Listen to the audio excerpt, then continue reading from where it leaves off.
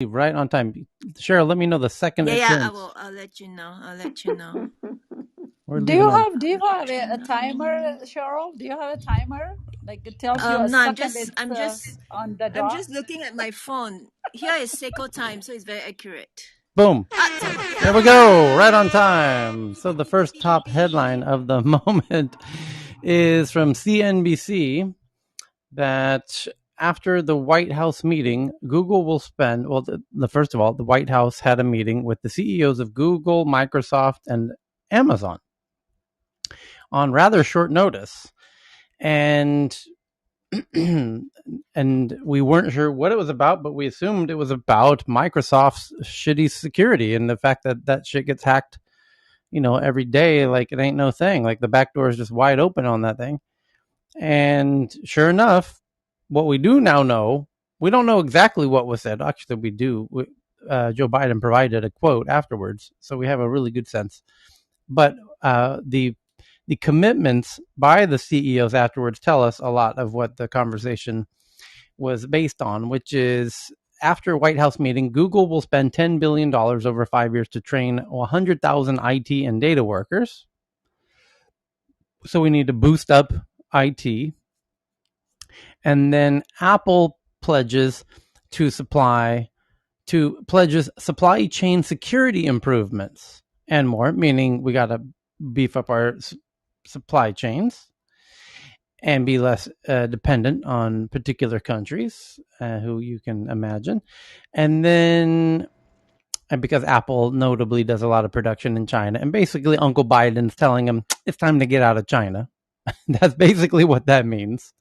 Apple pledges to supply chain security improvements, is how they phrased it very nicely. And then Microsoft says it will quadruple cybersecurity spending to $20 billion over 5 years and spend an additional $150 million to help federal, state, and local governments improve their security. Yeah, meaning local, federal, and state governments are using Microsoft's products, and they are filled with vulnerabilities, and hackers are taking advantage of it. And we all know it, and we knew that's what they were going to talk about, and now we really know that's what they talked about. But it was surprising to see that it was clearly Uncle Joe, we can safely assume, asked Apple, when are you going to finally stop producing shit in China? And Google, why don't you start training everybody on the planet to be IT workers? So looks like some good promises coming out of all that. And then Biden provided a quote. The Washington Post says Biden met with the CEOs of Apple, Microsoft, Alphabet, Google, and Amazon. Oh, all four. Sorry, Apple, Microsoft, Google, and Amazon, and others to discuss cybersecurity. Says private sector must do more to protect infrastructure. Here's the quote: "You have the power, capacity, and responsibility, I believe, to raise the bar on cybersecurity." I think you can do it. I think you can actually stop the Russians and the Chinese and everybody else from walking into our systems and making a complete mockery of our digital infrastructure. I think you have the means to do it. I think you need to do it. And by the way, Apple, get out of China. And by the way, Google, train up everybody. We need more geeks. And by the way, Microsoft, please, for God's sakes, stop the ridiculous, endless hackings. And Amazon, well, I don't know, Amazon. We'll get to you later. Amazon kind of came out of this without any notable headlines. But that's where it is as of now. Mark Cuban took to Twitter to say this is more important than people realize. And any other super notable people tweeting about this? The CEO of Microsoft, Satya Nadella, says, "Thank you, President of the United States, for convening a critical conversation on cybersecurity. Microsoft will invest $20 billion to advance our security solutions over the next 5 years, $150 million to help U.S. government agencies upgrade protections and expand our cybersecurity training partnerships." Sundar Pichai, CEO of Google, says glad to join the POTUS at the White House cybersecurity meeting today to discuss how to strengthen private-public cooperation. Google will provide tech training for 100,000 Americans and invest $10 billion to tackle this important issue that impacts us all. And Mark Gurman, who's a tech journalist, says, sounds like something Apple was, of course, already doing, but just pinned to the meeting, meaning getting out of China. So, which they were moving to Vietnam, and they got kind of stalled due to COVID, as we reported a few days ago. That's about it for the big quotes. That's about it for the top story of the moment. The second biggest story is from the Wall Street Journal. They say they have sources that TSMC, Taiwan Semiconductor, the biggest, best semiconductor outfit on the planet, plans to increase prices by about 10% for advanced chips and 20% for less advanced chips starting later this year or early next year, called Supply and Demand. The next biggest article, the third biggest article, is from CNET. It says YouTube says it has removed over 1 million videos related to COVID misinformation since February 2020 and removes 10 million videos per quarter, every 3 months. So about 3 million videos per month. But the 1 million coronavirus related takedowns since the start of the pandemic are difficult to put into context because YouTube's gigantic scale. And then the Washington Post has a similar article saying researchers say YouTube, which attracts less scrutiny than Facebook or Twitter, is a hard platform to study because video is so difficult to analyze in bulk. New York, the next biggest story, number 4, is from the New York Times. They say they have sources that Facebook has approached experts about forming an advisory body for how it handles global election matters, including political ads and misinformation.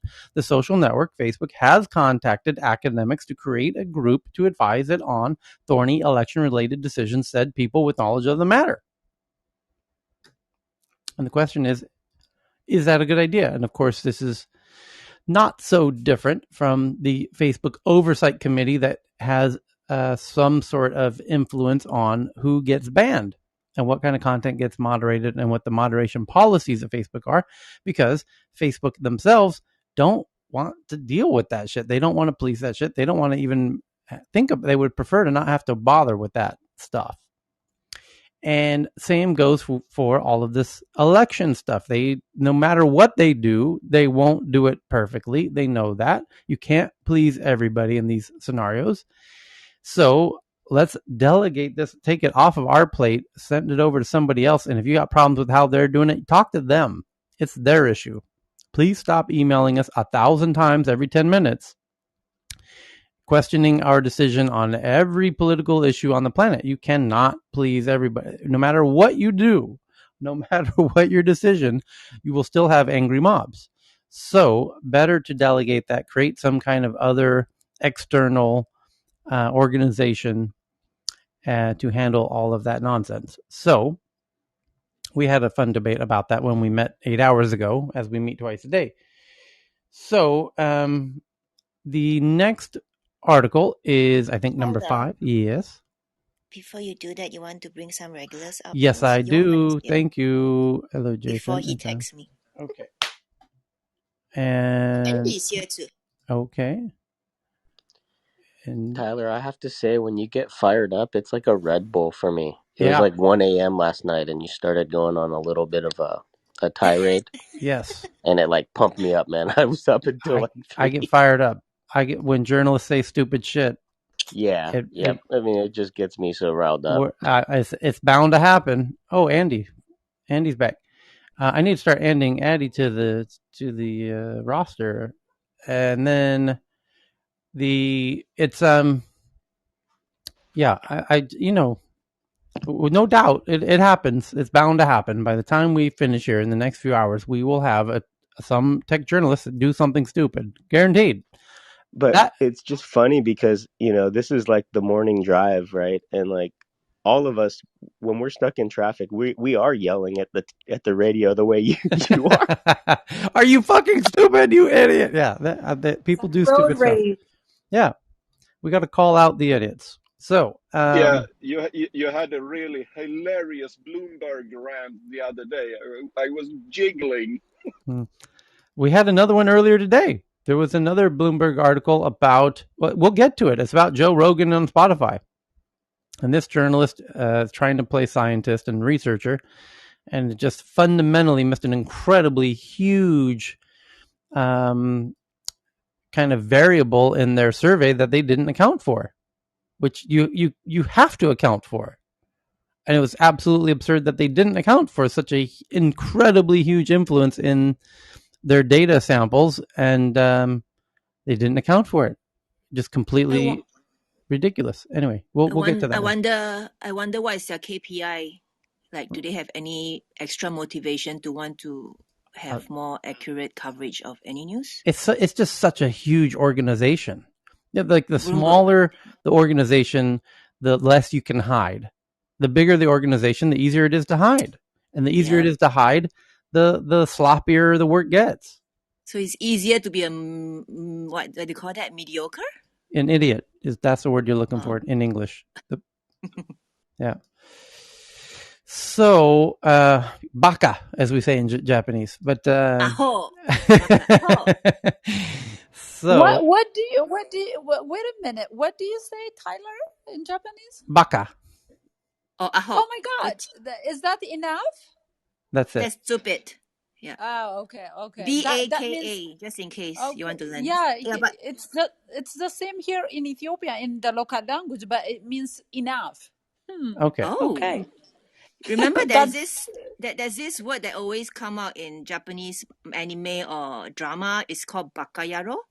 Means stupid idiot. Yeah. Yeah. Just baka is a short form. Yes. Give me 2 seconds. That reminds me of something. Hold on. I just got to translate something really fast here. You got inspired. Sorry for the interruption. I just got spooked at like how it could be the exact same word, but it just means enough. So sorry about that. That's all right. So the next big headline is the New York Times. Oh, we covered that. And the next one's from Bloomberg, our favorite publication. And it says Microsoft has promoted the chief. Who cares? That's a stupid. What a stupid article. It's so dumb. Anyway, the next one's from The Guardian. That the UK government says it will move away from the EU's GDPR after Brexit. Obviously, they want nothing to do with that, including possibly ending cookie consent, pop-ups, and names John Edwards as the preferred ICO instead. Culture Secretary says move could lead to an end to irritating cookie pop-ups and consent requests online. That would be really interesting if a government somewhere had kind of a clever, geekish person they could appoint to just kind of make illegal all of the stupid shit that we as internet users don't like pop-up ads. Just ban them, straight up ban them. If you have a pop-up ad, you're going to get fined $100,000. By the way, you should see the GovUK website. Like for an American, it was a revelation. You mean government can have easy to use, relatively straightforward. You may have politicians that are lying through their teeth, but the government website is very navigable. Yeah, but I'm fantasizing now about a country that actually just takes the perspective of what do people like and don't like on the internet. And let's just ban all the shit we don't like. And that would be amazing if there were a country that did that. So the next headline from The Verge that Instagram plans to more prominently feature photos and videos in search results in the future, along with traditional accounts and hashtags. How search works and what it will be able to do next. Instagram plans more prominent feature photos and videos in their search results. Whatever that means. Okay, the next one's from those fun folks over at Bloomberg. They say, I'll look at the small team behind Twitter and its 200 corporate accounts who adopted a more informal tone in late 2018 and used Google Doc with 300 drafts. That's their headline, which makes no sense. I understand that makes no sense, but it's Bloomberg. So it says, who runs Twitter's @Twitter account? By Kurt Wagner. When Twitter employee Ashla Tyra first heard from her colleague that the company was planning to shutter Fleets, which it did about 2 weeks ago, its disappearing video feature, she was bummed. She loved Fleets. But then Tyra got to work. As Twitter's head of editorial and voice, her team was responsible for breaking the news to the rest of the world via Twitter's Twitter account.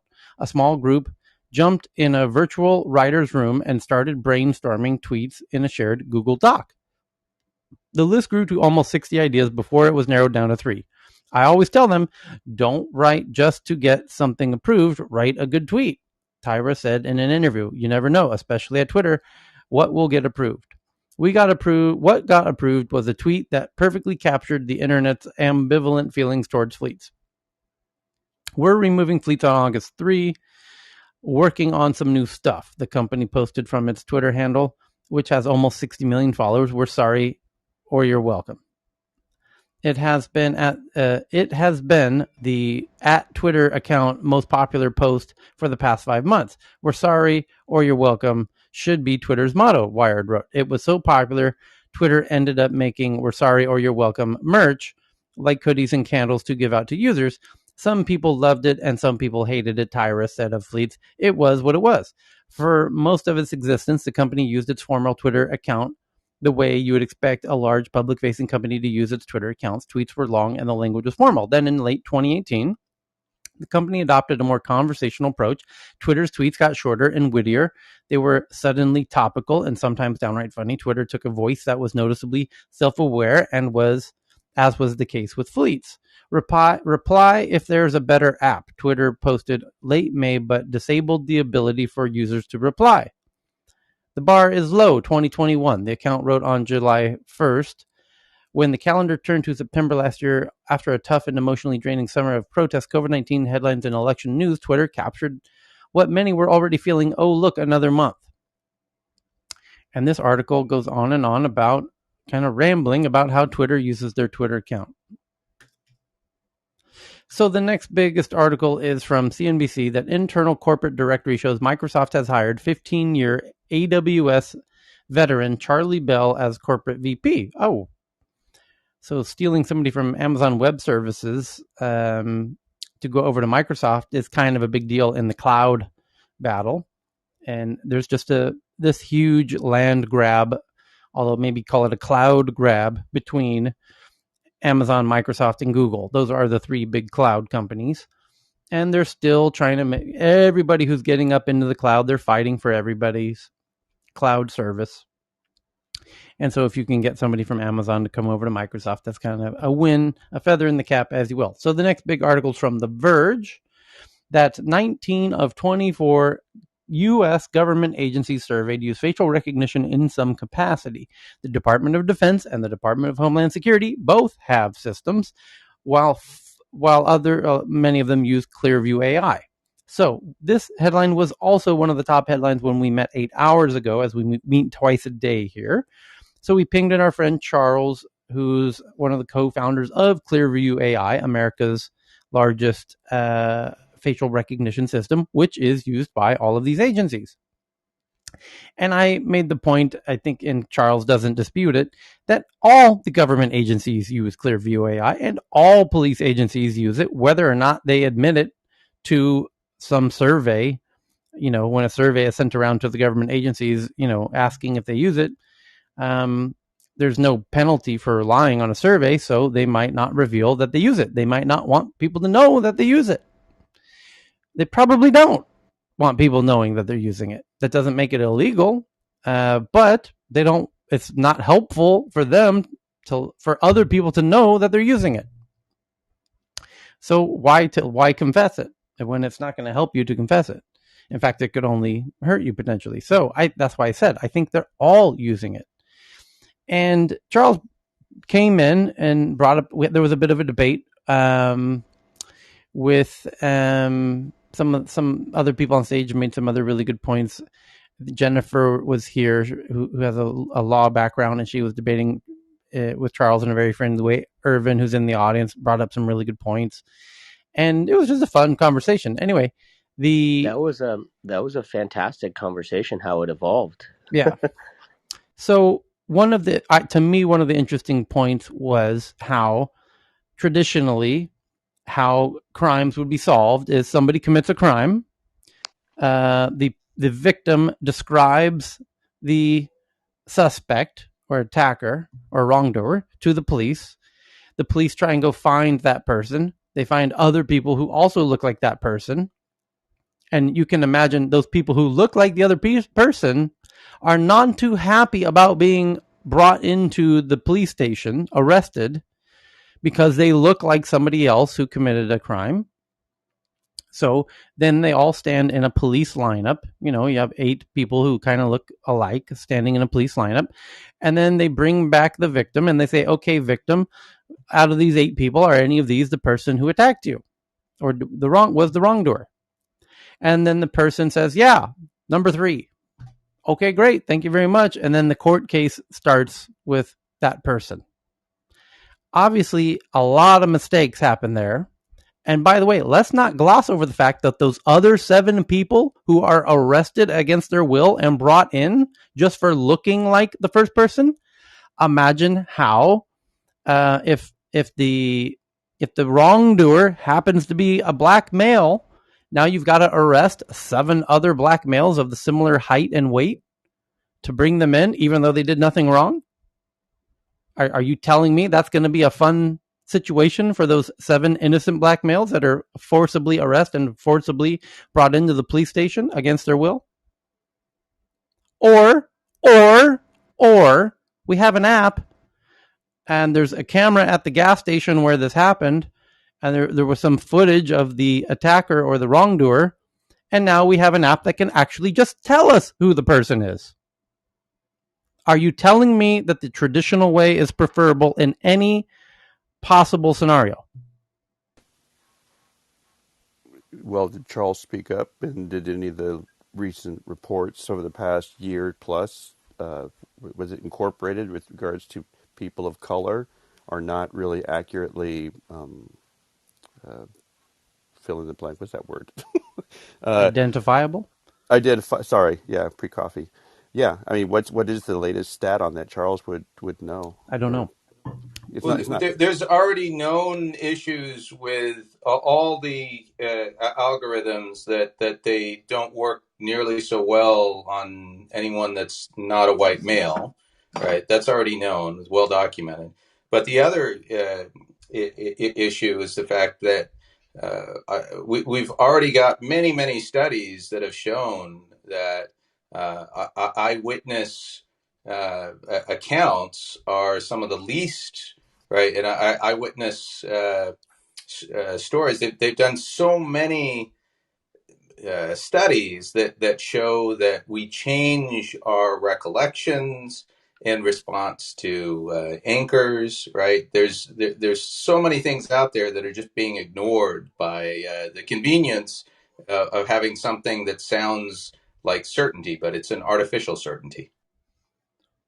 Okay. It's not accurate either. Basically, So the next big, I think I've never really given much thought until it was brought up in the previous meeting that we had about the whole police lineup scenario and the whole process of necessarily needing 7 other people who look like the main person who was arrested. So if the description is a black male, 30 years old, 6 foot tall, they have to go arrest.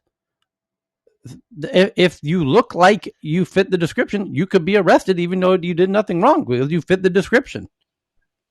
And just imagine all of the the incidents that have happened during that, where an innocent person just reacts and then they end up in a police and officer involved incident.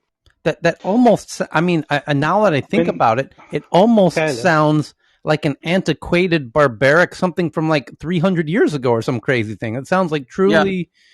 Yeah. So Tyler, when they're putting the lineup together, right? They not actually arrested at that stage. Okay, Sylvan, do you live in America? No. You still have to get brought in to the Sylvan, police station. Sylvan, let me explain something to you, my brother. No, they are arrested. They're not willingly coming into the police station. Come spend a little time detained and arrested in America are the exact same thing. You're still in the back of a police car in a plastic seat with your hands behind your back, flopping around the back of the car. But they have no arrest warrant, right? So this is more like invite you for investigation, right? So they have detained. To it's the same thing. I mean, for the non-Americans in the room, let me explain. Okay. There's no such thing as going, a police officer approaching an African American male and saying, "Hey, you know what? Check this out. You kind of look like this guy who committed this crime. Would you mind coming into the police station, being part of a police lineup?" Tyler, can I tell them how it really looks? Sure. Okay. I'm driving home from West LA, and myself and two other friends, and we get pulled over. And when they come to the car, it's at midnight with flashlights and guns drawn. And when you look out the window, you see this barrel that looks really bigger than what it really is. And the excuse for being stopped is that we look like three perps that have been identified in the area. So not only are the people that are getting pulled in for the lineup, but what the police have gone through to get to those 6 people. So it's not, in the U.S., it's not a casual conversation that I have. When I see somebody roll up behind me that's police, and you wonder why they're there, and knowing that you haven't, and people say, well, gee, you haven't done anything, so why do you feel a certain way about it? There's a reason. So it's uncomfortable, but it happens, and it's a real thing, guys, for you people that aren't U.S. citizens. Yeah, for the non-U.S. folks, I get that you don't. It's a little confusing for non-Americans. I get that. If you spend any time in the U.S., you know how huge this is. This is a very big, huge issue in America. It's a huge. Not even. So I was going to add. Sorry. In the U.S., it hasn't happened too much when I lived there. But I mean, just bring it back to technology side. Even Google Photos, we already have this tech in our consumer products. Even Google Photos does a pretty good job of identifying me and my brother or my friends, going back 10 years. I have photos that go back 10 years. You can pick them up and say, this is Joy Alley, this is my other sister, this is my friend.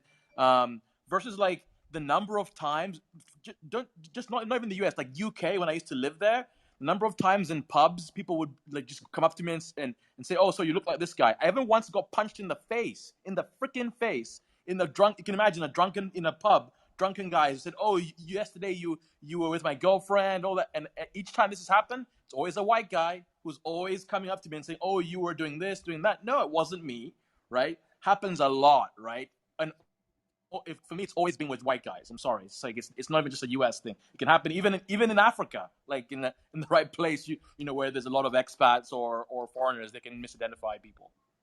And just to close the circle, as a sister of Black men, it is trauma inducing. And, I know of people who are living with PTSD not because they fought in a war, but because they've experienced numerous incidents of fitting the description of suspects just driving into their own neighborhoods. Like, what are you doing? Whose car is this? I mean, that's traumatic. So if there's anything that can be, done from a technological standpoint that reduces the amount of trauma that people experience just by driving home, just as Erwin was saying, then I think we're moving in the right direction. It was just a real interesting point, that one. I had not really considered that aspect of the old way of doing things. And, something I thought about, just that in terms of my digital health experience and stuff like this, I would think, and I'm not the expert, but wouldn't that be a reasonable explanation for how a community, as a community, has over indexes on hypertension? So aren't we responsible in our culture for contributing to the hypertension of a whole community? I've never heard it phrased that way. I've always thought that for Yeah, years. and this is a great. That's an indication, right? You hear, why is it higher in minority populations? Well, there's a reason, right? There's obvious reasons, and then we ignore it. It's a really interesting point. The way you phrased it really drove it home in a way that I had not heard it that way before. So thank you for that. Welcome back, Tyler, yes. I want to share this. I mean, this happened to me 37 years ago, Okay. but I wasn't in the US, I was in Turkey, and uh, there was some incident in the street, and police wanted to create like 8 guys and put them on the lineup. And, of course, I don't want to share this in public, but with, 300, 400 friends, it's okay. I mean, we were illegal in Turkey, so when the police grabbed me, it's like, how did they know I'm illegal? I'm just walking on the street. So it took 45 minutes because we didn't know what was going on until we realized, no, it's a lineup. And, being in the police station in Turkey is not fun when you are 18 years old and you're illegal. So, yeah. In fact, they used to joke about Turkish prisons on airplanes. So welcome back, Gabby and Vinay and Dave and Michelle and Suzanne and others. We're now about on article number 6 or 7 or so. And Simon, I invited you up for a reason because we have an article about South Africa in our last meeting 8 hours ago. And did Simon jump on stage? I invited him up. Not yet, but Simon, come join us. Yeah, is he in the audience? I saw him and I invited him up. And there he is. I saw him just There now. he Yeah, is. he I got is. it. He is. Okay, good. So I'll dig up that South African article about the unemployment rate in South Africa. Basically, apparently the unemployment rate in South Africa is now about 35%. Yeah, that's what the statistics say. It's higher than it was during apartheid. And they were saying that there's a real, what? Hold on, let me try and find it. It was about warnings about looting and rioting and what. I guess this is an aftermath of an election gone bad or something, like some political issue, isn't it?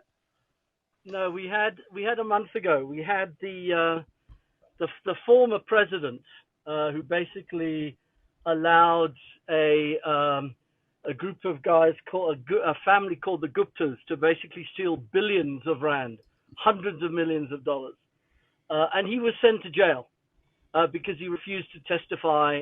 He was sent to jail by the Constitutional Court because he refused to testify at a state commission, what we call state capture. And as a result, he's a Zulu. There was a number of people in the province of KwaZulu Natal, which is where the Zulu majority is, where we basically had looting of a number of towns and in parts of Johannesburg as well. But of course it's all exacerbated by the virus.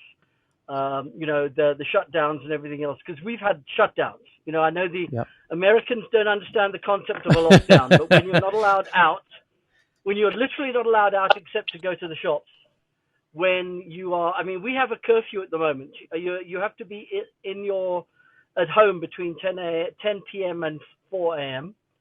It's had a huge amount of ripple effects, and one of those ripple effects is there's been a very significant increase in unemployment, and we have a high unemployment rate already. So that's what that article's about. It's something that's been going around South Africa for the last couple of days, because we heard about this. It's really bad, and unfortunately,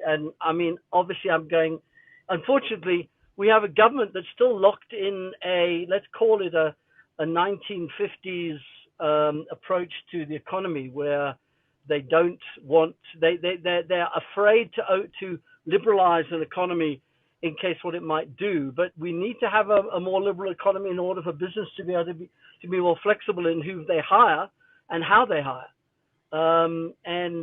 Unfortunately, the ANC government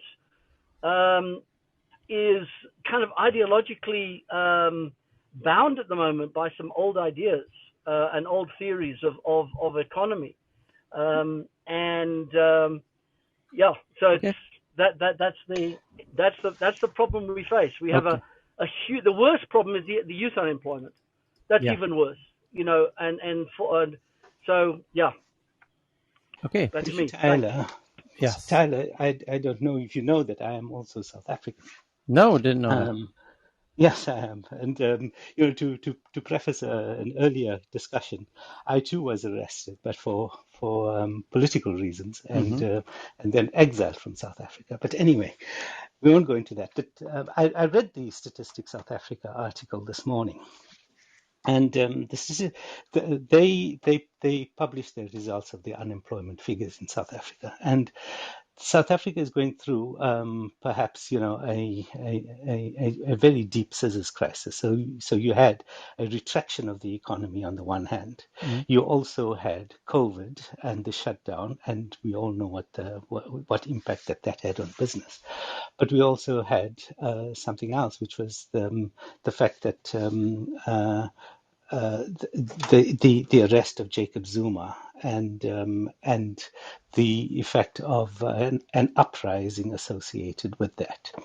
Um, the unemployment statistics is even worse than the 35% that you're talking about. Among the youth in South Africa, that is, and they calibrate the figures from 25 to say 30. That percentile is almost 74%. Now Whoa. that is huge. Yeah. There was, we never really expected that level of unemployment among the youth. The other unemployment is also far higher. South Africa had to establish a number of labor laws. Now you must know, and I accept Simon's view about the fact that about the liberalization of the economy, but understanding where South Africa was in 1994 when the ANC government actually inherited an apartheid system. What happened with that is that black unemployment was usually completely invisible because it was known as selected employment only for white folk, and a lot of Indian folk also benefited from that. But largely absent from those statistics has been white folk, black folk. So now, when all of that is actually brought back into into the statistics, obviously, the unemployment is going to be heavy, and also the underemployed and marginalized of that community is huge. So that is the one thing. The other thing is that because of the nature of the way South African employment has been handled. In other words, workers had very little or no rights whatsoever under the apartheid system. And to redress that balance, we had to have quite a lot of labor laws. So this idea of liberalization is a luxury. We had to establish, for instance, certain equity principles that treated all workers equally in South Africa. That meant making sure that the black people that were employed, had to have proper rights. Now, some employers thought it was far too much for them to bear, and relocated and took their money out of South Africa and invested elsewhere. I think it's a temporary problem in South Africa. I think South Africa will get over it. The riots is no major issue. They linked the riots, and I can say quite confidently that that was more to do with a kind of a January the 6th moment for South Africa, in which the old Jacob Zuma supporters thought that they could actually take over, government in one form or another. That wasn't very successful. In this particular case, democracy and law prevailed, and South Africa is onto a good future. It just needs, for COVID to clear and the economy to resurrect. Okay. Yeah, Tyler. What I was just going to also say, because I see Sylvan was used to be head of the National Tourism Authority, is that tourism has been hugely hit in South Africa by COVID. And that's a major employer, and as you probably have in Thailand as well. Yeah. It's a major employer. and without tourism, we've got a lot of people unemployed who would probably normally be employed. And the other issue is our education. Quite frankly, our education system is rooted in the 1960s still. It's not, it hasn't moved on.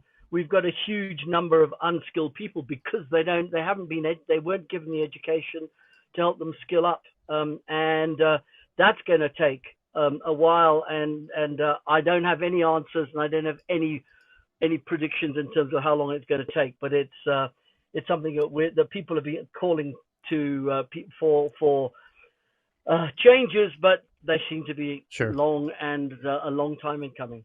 Okay, so the next biggest headline is from TechCrunch. It's about the U.S. PC sales in the past in Q2.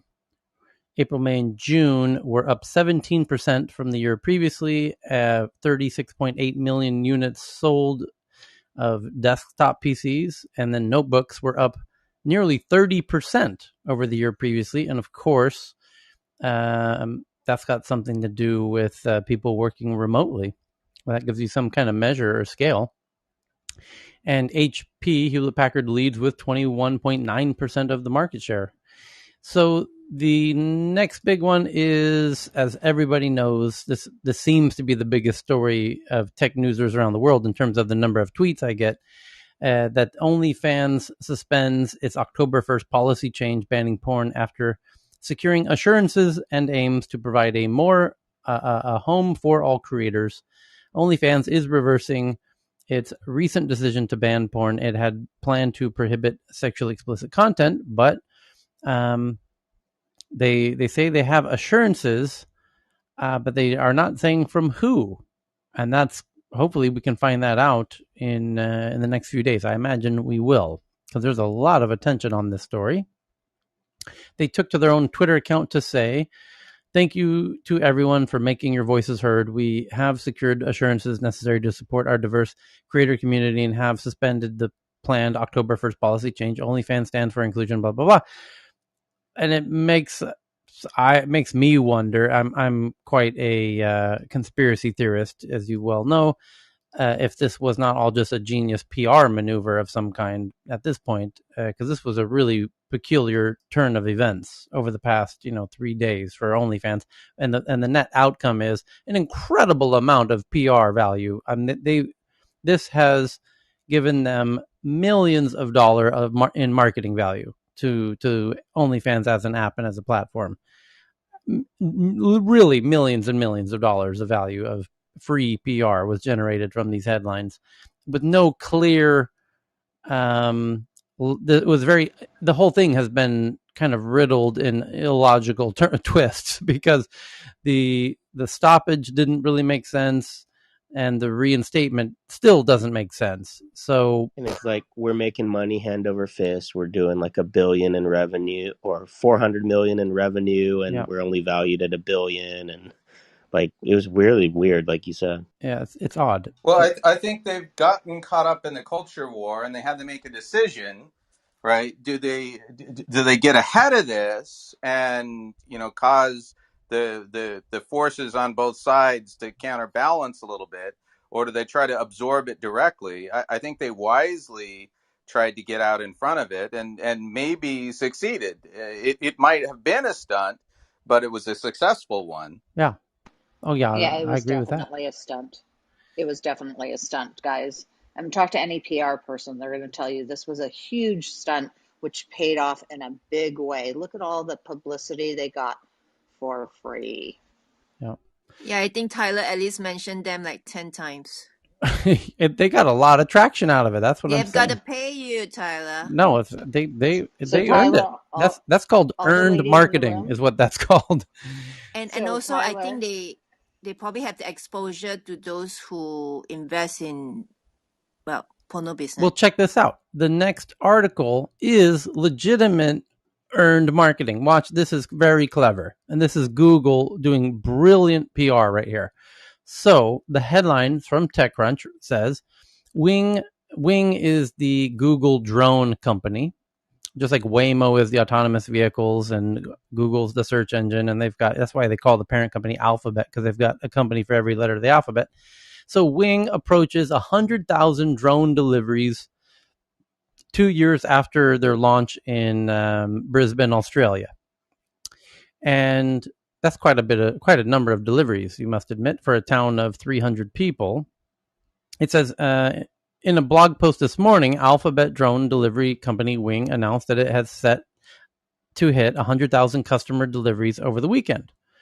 The news comes on the second anniversary of the service's pilot launch in Logan, Australia, which is just a suburb of Brisbane, essentially, a city of roughly 300,000 people in the Brisbane metropolitan area. It also notably arrives a few weeks after, and here's the genius part. So genius. Notably, this headline arrives a few weeks after Wired reported that Amazon's drone delivery efforts are collapsing inwards. Wing comms head, that's the communications team at tech companies, is who engages with journalists and PR teams and all that. So Wing's comm head named Jonathan Bass told TechCrunch that the service is set to enter additional markets in the coming months. Here's the quote: "I think we will expand quite a bit," Bass told TechCrunch. "I think we'll launch new services in Australia, Finland, and the United States in the next 6 months." He's being kind of cagey because they're already launched, actually. And the capabilities of technology are probably ahead of regulatory permissions right now. And the reason he's being slightly facetious, they've already launched. But the story, the narrative they want to create is that we're growing, and Amazon is the opposite of growing, disintegrating their drone. This is an acquisition signaling play, right? You want to get the talent, you want to convince the talent that works elsewhere that they're on a sinking ship, right, and get them going your way. That too. But my point is, the only reason this story, they thought to craft this story, was in part for exactly what you're saying, but also because journalists will pick up on this. Like, it's on the journalists couldn't not mention the reason that it becomes kind of newsworthy is that Amazon is imploding and yet Google is exploding. So this is a very clever release by Google.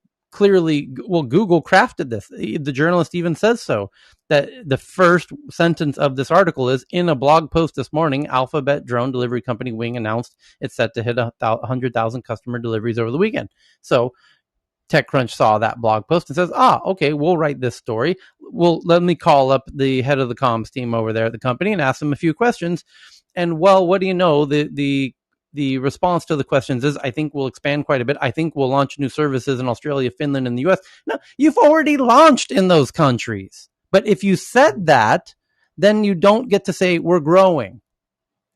Exactly. And you want to feed journalists what they need to be able to write the Correct. headline. Correct. When it comes to air and space, Correct. Jeff Bezos can't get it up. Correct. This comms person with Jonathan Bass is a very clever chap, because he knows, because it's his job, this is why he got hired to do comms for Wing, that journalists have a story in mind when they're interviewing you. If you ever get approached by a tech journalist, that tech journalist already has the headline in mind that they're writing the story about.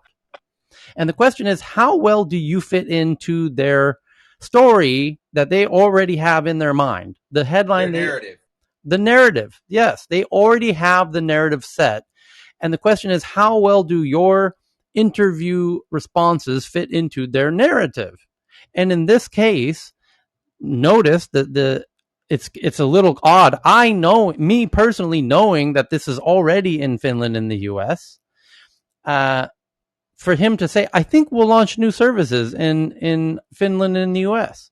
Well, it's because the narrative that this TechCrunch is trying to write here is that Wing is still growing and expanding, and that's why he's reframing this as we're going to grow into Finland and the US, and not that we have grown already into those markets, because that doesn't really fit the narrative that you're already there. Where are you growing if you're into? already there, but you're going to do additional services, right? Right. Then it's Right. It's a little bit of a white lie, but it's not Right. too far off. Right. But I'm just highlighting the point that this is narrative crafting, and to fit where, the journalist clearly wants to know, where are you growing next?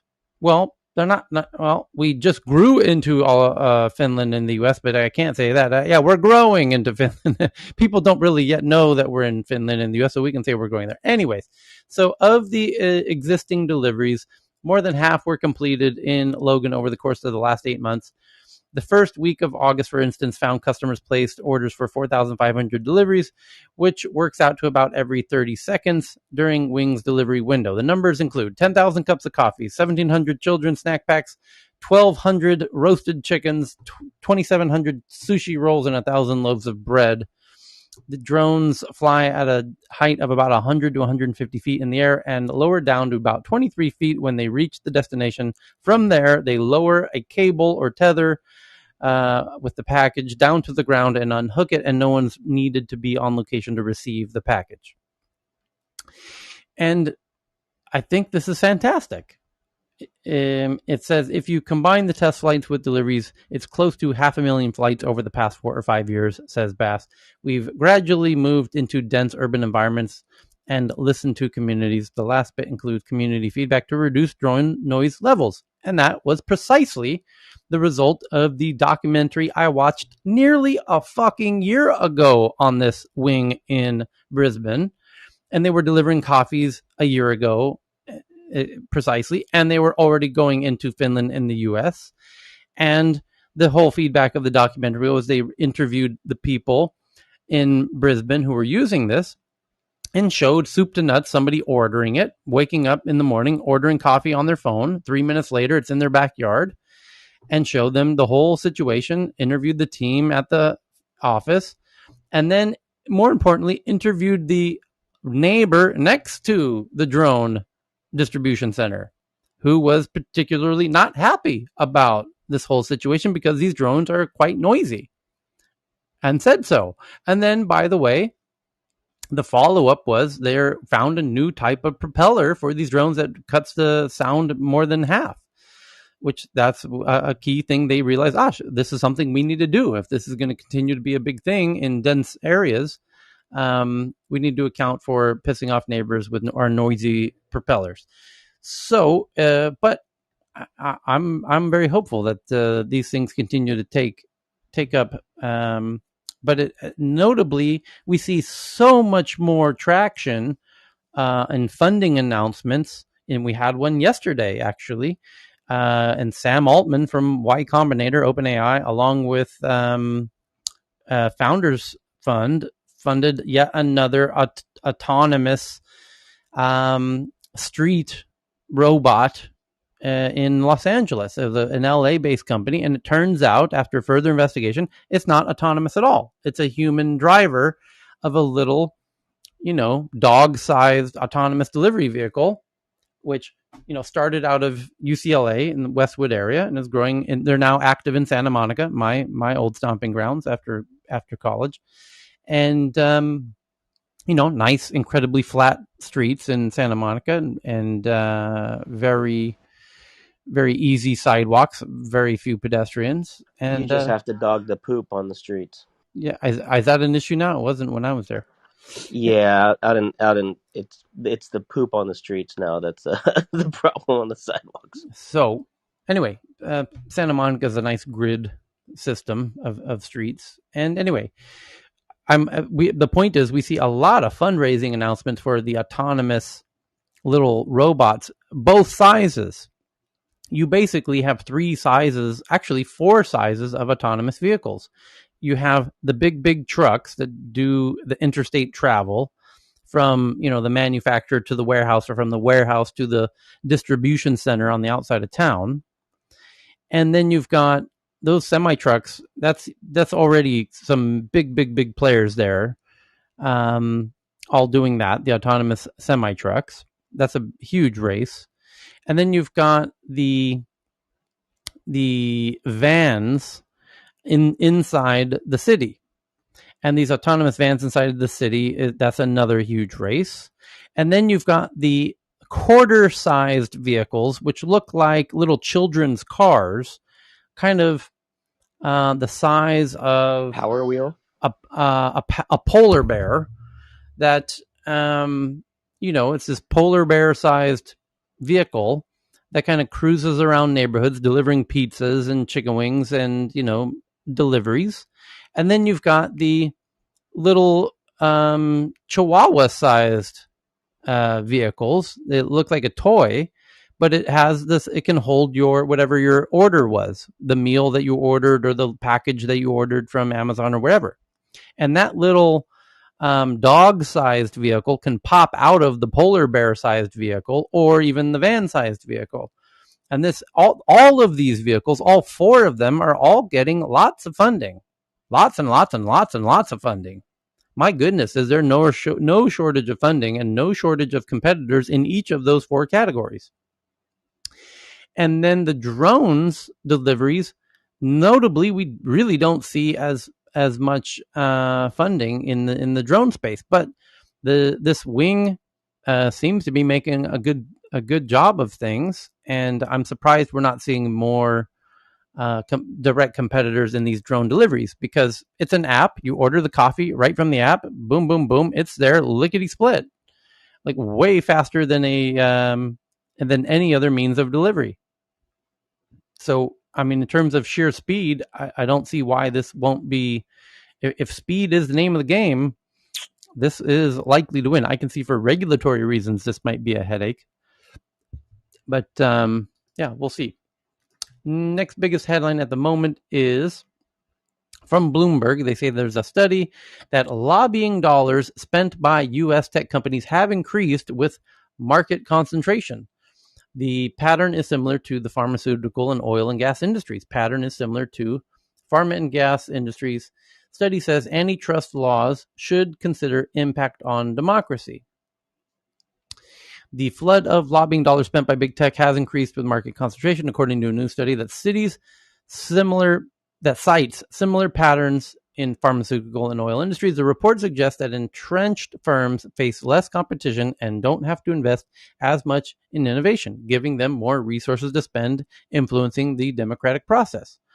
An attorney with the anti-monopolist group American Economic Liberties Project, who wrote the study, says policymakers and antitrust enforcers should look beyond the impact that mergers have had on consumers and consider how market concentration affects the democratic process. Here's the quote: "We need to more closely scrutinize various elements of competition policy that have allowed industries to become more concentrated over the last 30 to 40 years.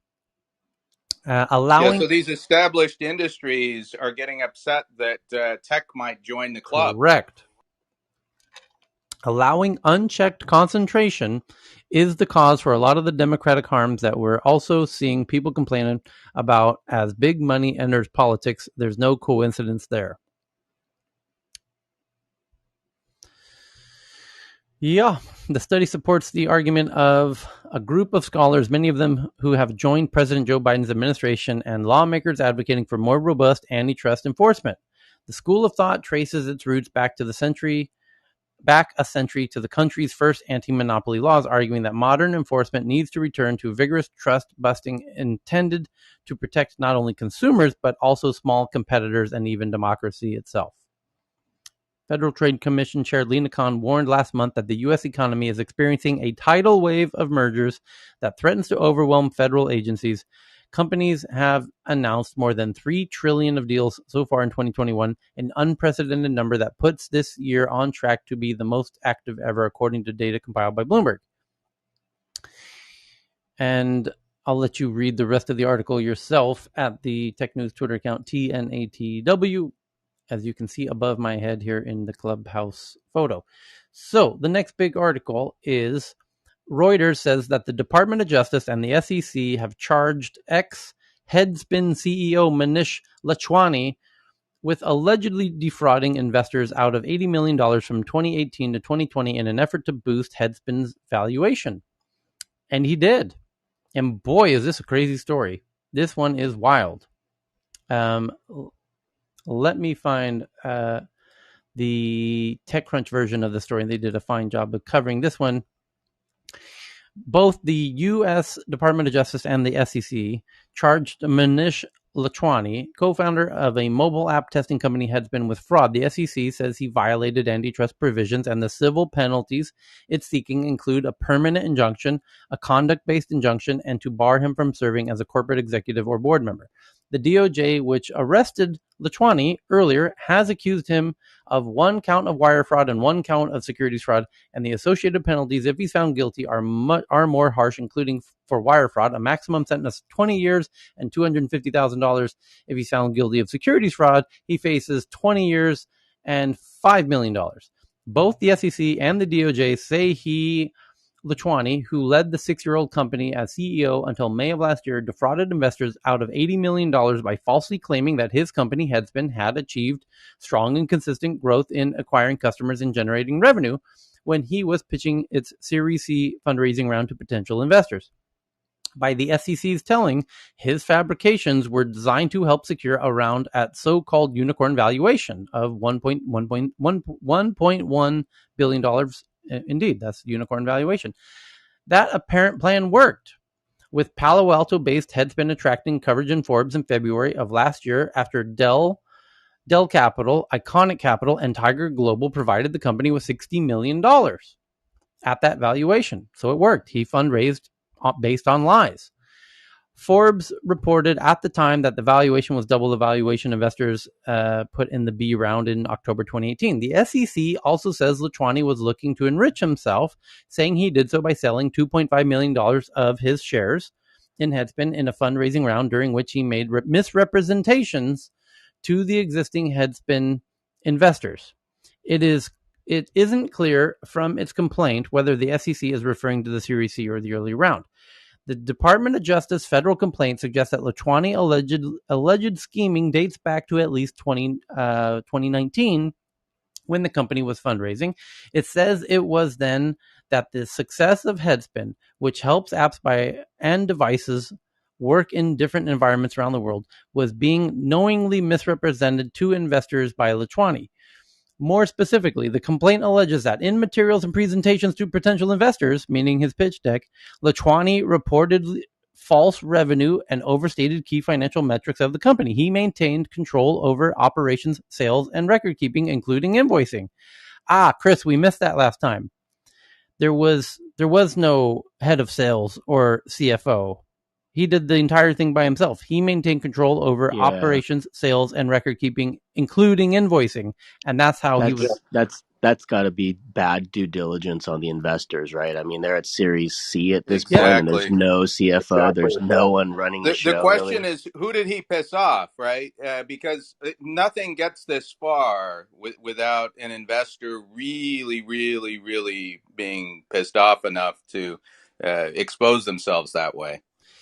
No, and So my question is, what were the investor nominees on the board doing, right? I mean, how did they allow one person take their money and just run the business? I mean, come on, you know what else? I don't think this could have happened outside of COVID, where you have in-person quarterly board meetings. They would have caught on to this.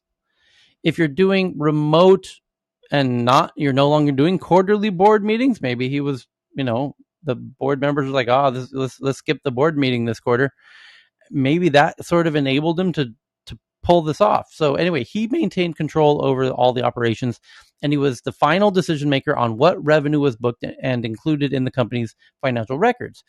In the investigation that led to the DOJ's charges, the FBI discovered multiple examples of instructing employees to include revenue from potential customers that inquired but did not engage in Headspin, from past customers who no longer did business with Headspin, and from existing customers whose business was far less than the reported revenue.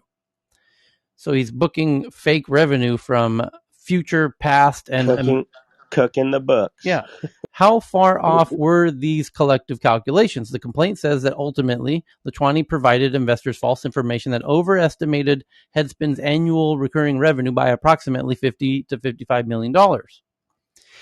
And investors tend to, in a basic multiplier, is that these startups are worth about a 10x multiple of their revenue. So if he's falsely booking $50 million per year, then he's falsely adding about 500 million in valuation. And indeed he did. He raised at $1 billion valuation.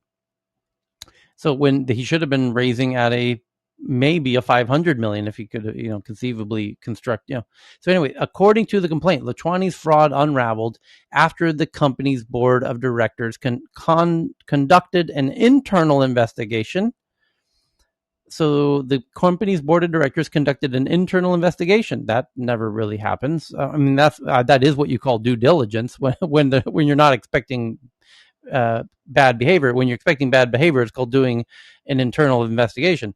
So they finally did do due diligence for some reason. What triggered them to do so would be nice to know. Anyways, they did the internal investigation and revised Headspin's valuation down from 1.1 billion to 300 million. Indeed, in August of last year, 2020, the information reported that the company was planning to lower the value of the Series C stock by nearly 80%.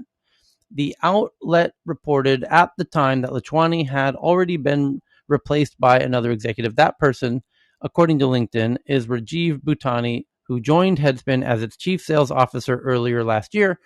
Nikesh Arora, a former SoftBank president and current CEO and chairman of Palo Alto Networks, helped lead the internal review as a then director of the board of Headspin. The SEC says the investigation is continuing. The DOJ similarly notes in its announcement that the complaint merely alleges that crimes have been committed and all defendants are presumably innocent until proven guilty. That's when you know you're really fucking guilty, when they feel the need to say that. And he dumped like $2.5 million Exactly. He stock, right? He sold his own shares, some of his own shares, worth about 2.5 million, which might be about, I don't know, 5% of his own shares or 10% of his own shares. So it depends if he's a single founder or co-founder or whatever. But he should have had about 10% of the company, and the company is worth 300 million. So he probably had about 25 million worth of shares, and he probably sold about 10% of his shares for 2.5 million. But he did so under the fake valuation. So instead of getting 2.5 million, he should have got about 250,000. So, or maybe 300,000. I think Nikesh and SoftBank is the key. If you I think it follow, is too. right, he left Google, he went to SoftBank, he didn't get along with Sun's lieutenants, and I think it was investments like this potentially where they ultimately parted ways. So I think this was probably very personal for Nikesh. I agree with you. Yeah, and one of the things that this is a great example of companies, VCs come in and do business idea audits, due diligence. They do revenue due diligence, but they've also got to do a leadership values due diligence. I mean, this could have been caught. Somebody who's this much of a control freak wants chief sales officer, CFO, CEO, everything. I cannot believe. How do you let a CEO determine what gets booked? There's Yeah, there's exactly. gap accounting. Wait, Gap accounting dictates that. there's another really peculiar element to all of this, which is Audits. he's in a space. He's got engineers apparently. He's got, I mean, you've got smart investors as well. You've got, you had a rather decent board. You even managed to fundraise from and convince Tiger Global to get involved and Dell. So he's not stupid. And it says in the last paragraph, which I didn't read, Lachwani, who previously sold mobile cloud business to Google, so he's already had a successful exit. He previously sold a mobile cloud business to Google, so he knows what the fuck he's doing, and wound up co-founding Headspin after Jerry Yang at Yahoo introduced him to Brian Colwell, a former Palantir Google engineer. So he's got connections, he's got experience, he understands tech. There's so many opportunities within tech when things start not going well for some reason, you could tell your board members, hey, this isn't going well for some reason. We need to change something. This happens all the time. Companies. Yeah, and Tyler, there's something funny because the kind of money that he supposedly or has, innocent until proven guilty or whatever, right? It's $2.5 million of shares, which is maybe what, $250,000. It's not like he's running away with $100 million or 50. This is like a couple of million, Right. right? Right. No, yeah, So yeah. No, my point is like in tech in 2021, there's so much need in for post COVID. My God, there's 50 different things you could pivot the company into and keep it going. So why kind of screw the investors and take this approach? You don't need to take this approach. You can make way more money legitimately when you're this far along in the process by simply coming clean with your investors. Series C, he's already like 20x on his initial investment. I mean, my point is if you get to the point where you feel the need to book fake revenues, why not just change the product to something else? I think this is an ongoing pattern, and I think if you trace it back, I'm betting that you'll find that Nikesh was involved in the original acquisition when he was at Google. Oh, That may have had something to do with Nikesh leaving, oh right? boy. They never really say why somebody leaves, right? And then if he got involved with SoftBank and this became part of him leaving SoftBank, right? Then Oh I would boy. say this is massively personal at that point. Yeah. So let's find that out. Was Nikesh Arora involved in the acquisition of this Lachwani's previous mobile cloud business acquisition by Google? I like this Andy guy. Me too. Good find, Cheryl. Yeah. So I hang out with intelligent folks yeah, here. I think he might be onto something. Someone please Google the name Nikesh Arora, spelled Aarora, and Google Cloud, mobile cloud, Google mobile cloud. This would have been back in the days when the whole thing was called Google Enterprise, right? And Yes. so if the part of Google that acquired him was enterprise or apps before that, right, then Nikesh would have been directly involved. Palo Alto Networks and Google Cloud expand. In the new Palo Alto Network CEO Nikesh argues Nikesh Arora. Exciting day at Google Cloud. Partnership with Palo Alto Networks. Okay. All right. That there's something for an investigative journalist to dive into. That could be really juicy. Okay. So the next one is right here. The next one is that Box does their Q2 revenue. Who cares? They're up 12%. It's getting a little crowded in the box space. The next one's from the New York Times. A look at China's evolving approach to state-sponsored hacking. Oh boy. Which borrows from Russia and Iran and increasingly relies on private sector hackers. Oh boy. Spies for hire. The New York Times headline right now says Spies for hire. China's new breed of hackers blends espionage and entrepreneurship. The state security ministry is recruiting from a vast pool of private sector hackers who often have their own agendas and sometimes use their access for commercial cybercrime, experts say. China's buzzy high-tech companies don't usually recruit Cambodian speakers. So the job ads for 3 well-paid positions with those language skills stood out. The ad, seeking writers of research reports, was placed by an internet security startup in China's tropical island province of Hainan. That startup was more than it seemed. According to an American law enforcement, Hainan Zhendun Technology was part of a web of front companies controlled by China's secret of state security ministry, according to a federal indictment from May. They hacked computers from the United States to Cambodia to Saudi Arabia, seeking sensitive government data as well as less obvious spy stuff, like details of a New Jersey company's fire suppression system, according to prosecutors. The accusations appeared to reflect an increasing aggressive campaign by Chinese government hackers and a pronounced shift in their tactics. China's premier spy agency is increasingly reaching beyond its own ranks to recruit from a vast pool of private sector talent.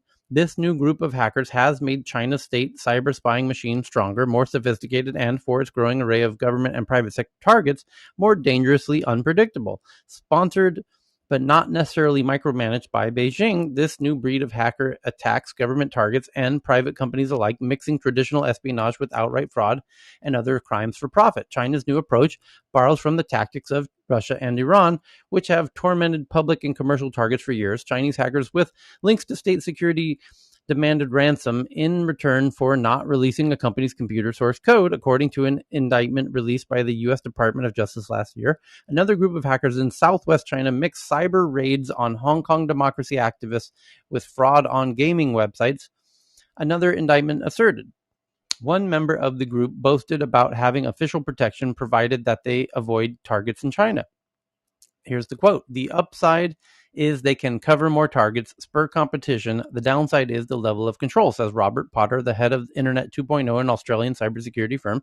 I've seen them do some really boneheaded things like try and steal $70,000 during an espionage operation. Investigators believe these groups have been responsible for some big recent data breaches, including hacks targeting the personal details of 500 million guests at the Marriott hotel chain, information on roughly 20 million U.S. government employees, and this year, a Microsoft email system used by many of the world's largest companies and governments. The Microsoft breach was unlike China's previously disciplined strategy, says Dmitry Alperovich, the chairman of Silverado Policy Accelerator, a nonprofit geopolitical think tank. They went after organizations they had zero interest in and exploited those organizations with ransomware and other attacks. China's tactics changed after Xi Jinping, the country's top leader, transferred more cyber hacking responsibilities to the Ministry of State Security from the People's Liberation Army following a slew of sloppy attacks and reorganization of the military. The ministry, a mix of spy agency and Communist Party inquisitor, has used more sophisticated hacking tools like security flaws known as 0 days to target companies, activists, and governments. While the ministry projects an image of remorseless loyalty to the Communist Party in Beijing, its hacking operations can act like local franchises. Groups often act on their own agendas, sometimes including sidelines in commercial cybercrime, experts said. The message, we're paying you to do work from 9 to 5 for the national security of China. What you do with the rest of your time and with the tools you have access to is really your own business. A grand jury indictment released last year charged that two former classmates from an electronic engineering college in Chengdu in southwest China marauded through foreign computer servers and stole information from dissidents and engineering diagrams from an Australian defense contractor. On the side, the indictment said the two tried extortion, demanding payment in return for not revealing an unidentified company's source code on the internet. Under this system, Chinese hackers have become increasingly aggressive. The rate of global attacks linked to the Chinese government has nearly tripled since last year, compared with the 4 previous years, according to the Recorded Future, a Somerville, Massachusetts company that studies the use of internet by state-linked actors. That number now averages more than 1,000 per 3-month period, it said. Considering the volume of that's going on, how many times has the FBI gotten them? Precious few, says Nicholas F.T. Miadis, a retired senior American intelligence officer who writes about China's espionage operations. There's no way you can staff up to be able to contend with this type of onslaught. And that's probably why Biden had a meeting with Microsoft, Apple, Google, and Amazon today precisely about national cybersecurity. Messy? Yeah, we just need to have our own privateers. Yeah. Tyler? Yes. Breaking news. Okay. Afghanistan airport hotel, second explosion. And apparently some Afghans died and also U.S. personnel injured. So second blast. Is this a separate blast from the one we had about an hour ago? Yeah, second one. I guess DMU too. Okay. Yeah. So now 2 blasts. It's on CNN, and 2 blasts. They said it's in a hotel, but very close to the airport. and they think that the U.S. Department is saying, some Afghans have died, and Yep. U.S. personnel is injured. I got it right here. Blast outside Kabul airport appears to be suicide attack. Explosion takes place as countries try to evacuate their citizens and Afghans at risk from the Taliban. U.S. personnel and Afghans among the wounded, officials say. Pentagon confirms a second explosion now near Kabul airport. Continuing evidence of close ties between Taliban and Al-Qaeda. How the Taliban's power structure functions. Former Marine captain gives passionate rebuke of Biden's administration's efforts, despite situation in Kabul as deadline for withdrawal looms. And indeed, the withdrawal deadline is August 31st, the Taliban has said. After that, we're taking over the airport, get everyone out before the 31st, and that's it. No extensions, no negotiations. It's our airport. Get the fuck out. You've got 4 days to get everybody out. Biden today says if the Taliban impedes their ability to get people out, regardless of the deadline, if we need to go over the deadline, of course, we'll go over the deadline. We're going to get people out as long as we can. And if the Taliban impedes our efforts to get people out, we will use all means necessary to prevent them from taking over, stopping our evacuations, which means hot combat. That means it will turn into open fire. So the question is, who will fire first on August 31st? Well, the U.S. isn't going to fire until the Taliban does, because we don't need to fire. We're just going to keep evacuating. And if the Taliban keeps to their word, they will begin firing at midnight, September 1st. And if they do, America will defend itself in keeping the evacuations going. So it's safe to say that the Taliban will fire first. If they don't fire, then there will be no need for the Americans to fire. So it will be very interesting to see what happens. By the way, there was a headline 6 hours ago that a chief officer on the ground there, I believe it was a UK officer of the UK military, says the situation is dire, and he expects there to be a terrorist attack at the airport in the next few hours. And now there assumedly has been. They're saying now that they believe it's a suicide bomber attack. So kudos to that military official from the UK for correctly assessing that situation accurately. And there also was headlines in the past 24 hours that there were so many Afghanis now storming the airport in desperation to leave that the Americans were military on the ground there who have partial control of the airport were saying this is a dire situation. If we don't force them to evacuate, they're going to overrun the airport. There's that many of them. There's much more of them than there are, And so, as a result of that, they decided to force them to disperse and leave the airport for fear that they're going to overrun the airport. So they did do that in part. So that's... Hey, Tyler, hate to yes. poke in. We have some friends in the audience, Dr. Danish and some others are Thank down you. there. I'm sorry. No, I appreciate it. Elle and Dr. Danish, welcome back. Tyler, this bout of news, like the racial discrimination in the States, the desperate unemployment in South Africa, this situation in Afghanistan. I wondered, will you allow me to read a more hopeful Sure. quote from this is a quote from a Northern Irish guy who's a general, and this is what he said before he went into Iraq to his men. He said, Iraq is steeped in history. It is the site of the Garden of Eden, of the Great Flood, and the birthplace of Abraham. Tread lightly there. You will see things that no man could pay to see, and you will have to go a long way to find a more decent, generous, and upright people than the Iraqis. You will be embarrassed by their hospitality, even though they have nothing. I mean, I read that quote to you because, we can talk about armies and, things, but I think, we just tread lightly whenever we even talk about this precious people, so I just, my heart goes out to them, and my prayer is for, the people there, which I'm sure is echoed by you guys.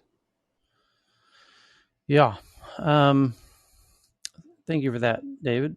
And Cheryl just sent in a tweet with a proper map of the whole scenario with regard to this very recent explosion. Let me share that for those who care to indulge. Copy link to tweet.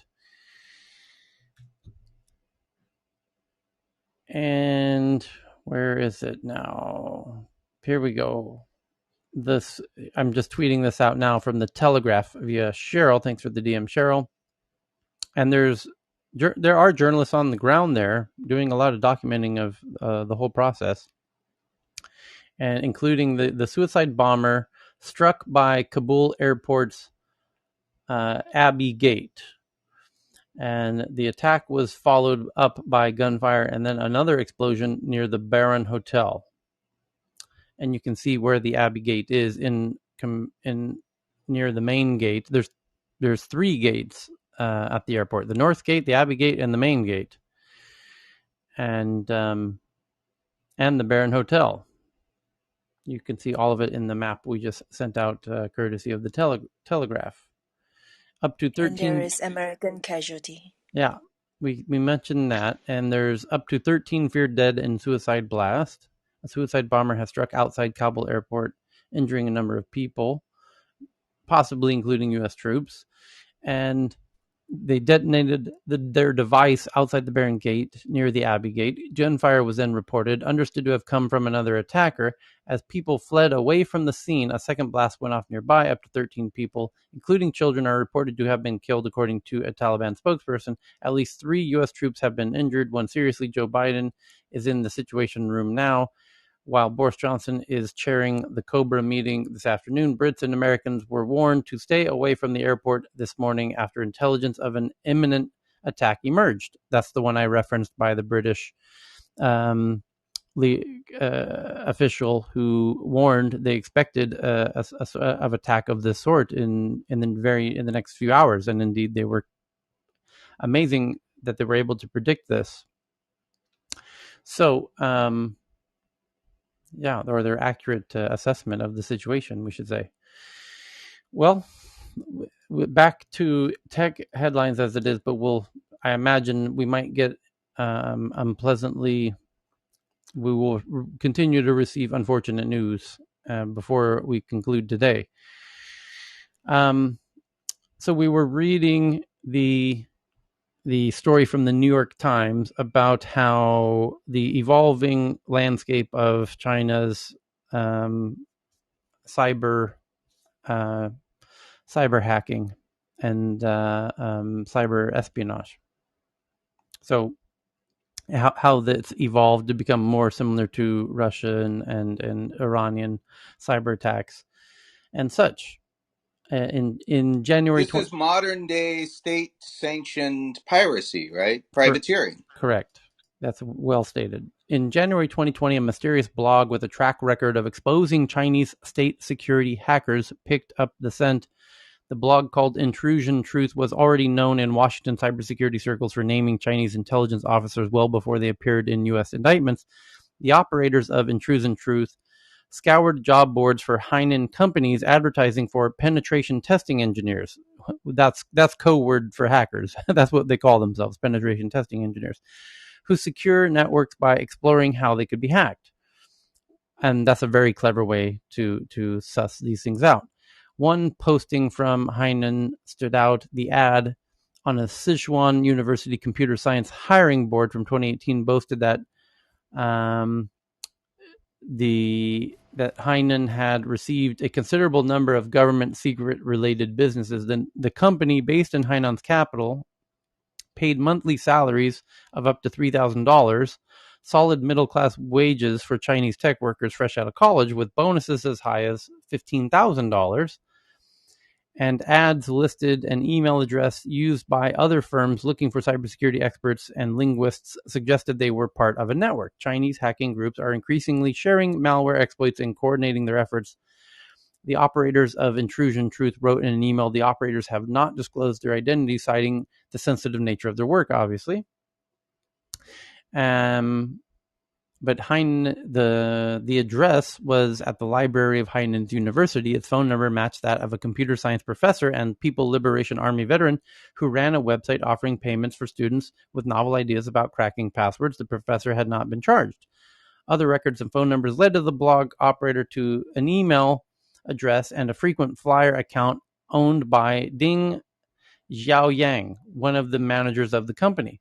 The indictment asserts that Mr. Ding was a state security officer who ran the hackers working at the Hainan location. It included details the blog did not find, like an award Mr. Ding received from the Ministry of State Security for young leaders in the organization. Mr. Ding and others named in the indictment couldn't be reached.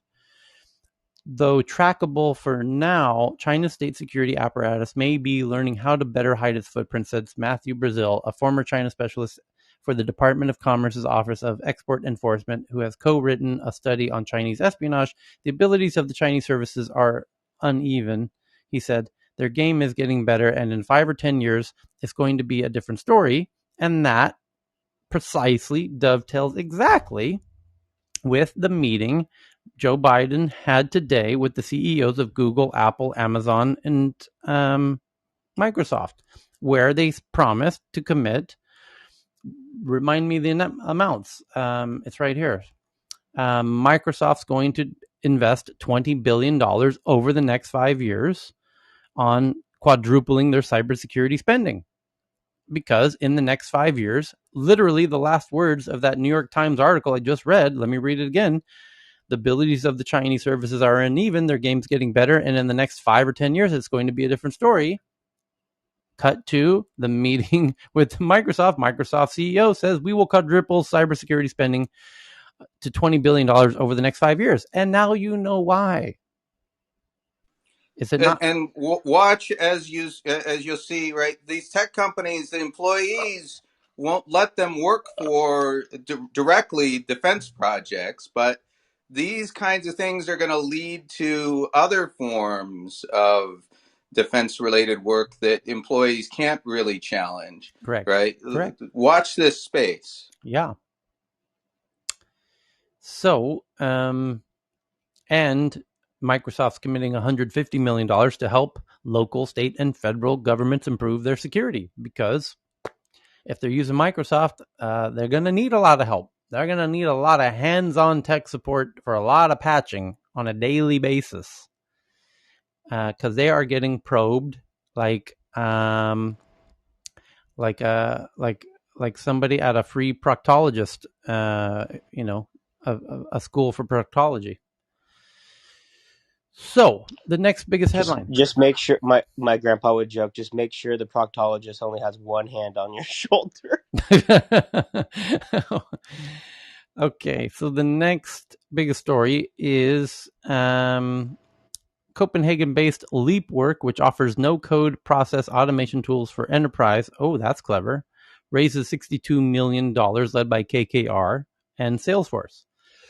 KKR is like BlackRock, is a huge investor. Copenhagen-based LeapWork, Private equity.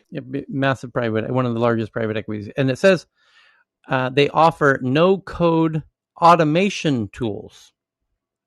That's important stuff, because one of the missing links in the, let's just picture it this way, shall we? Eventually, at some point in the future, everything will be automated. Practically everything. Elon Musk has said so. It'll be totally optional for humans who want to do physical work. It will no longer be necessary. That's a very clever way of saying everything will be automated. Everything.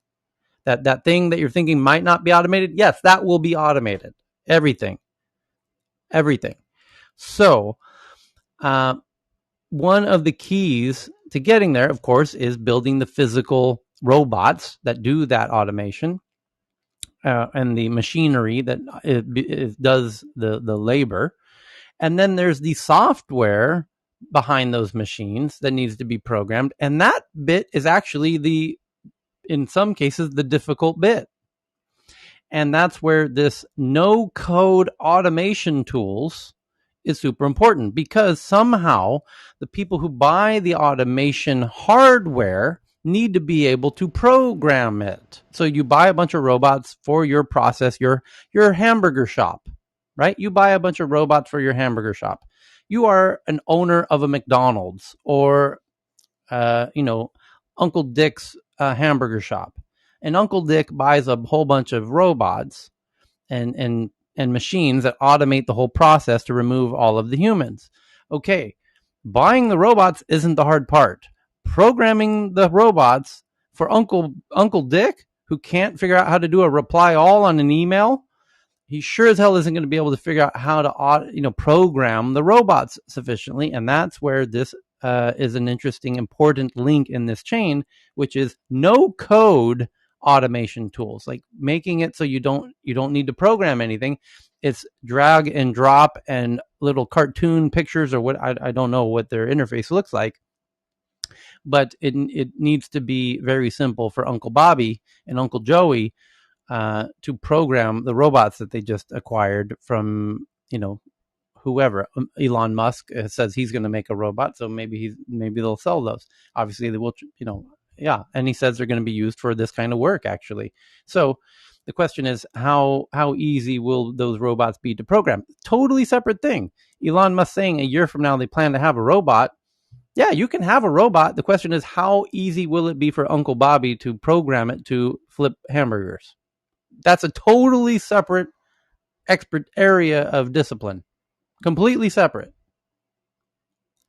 So You don't even need to program them though, Tyler. You just put them in learning mode, show them once, and it just does it. now that would be truly fantastic. That's how they work. They You have they do to that have them now, watch yeah. YouTube videos. Let's hope it's that simple. Here, robot, watch me how I flip this hamburger. You got it? Okay, great. Now go ahead and do it. There's going to be a whole lot of fun viral videos that get made Oh yeah, it's just like teaching kids, right? And then they learn the things that we didn't actually intend to teach them. You're going to get a whole new type of cuisine coming out of that. So the next big headline is a history of Google's messaging apps. Oh, this is the type of stuff geeks love to joke about when they get drunk, on the weekends. A history of Google's messaging apps and how a lack of any kind of top-down messaging leadership has led to a decade of half of failed messaging platforms. 16 years after the launch of Google Talk, Google messaging is still a mess. Google Talk, Google's first ever instant messaging platform. Google has been making messaging clients for longer than some of its rivals have existed, but thanks to a decade and a half of nearly constant strategy changes, competing product launches, and internal sabotage, you can't say Google has a dominant or even stable instant messaging platform today. Google's 16 years of messenger wheel spinning has allowed products from more focused companies to pass by. Embarrassingly, nearly all of these products are much younger than Google's messaging efforts. Consider competitors like WhatsApp, which is 12 years old, Facebook Messenger, 9 years old, iMessage, 9 years old, Slack, 8 years old, Google Talk even had video chat 4 years before Zoom was a thing. And so but this misunderstands the fact that Google's about farming human attention and engagement, right? Correct. And the problem is they've never been able to consistently do that with a messaging app.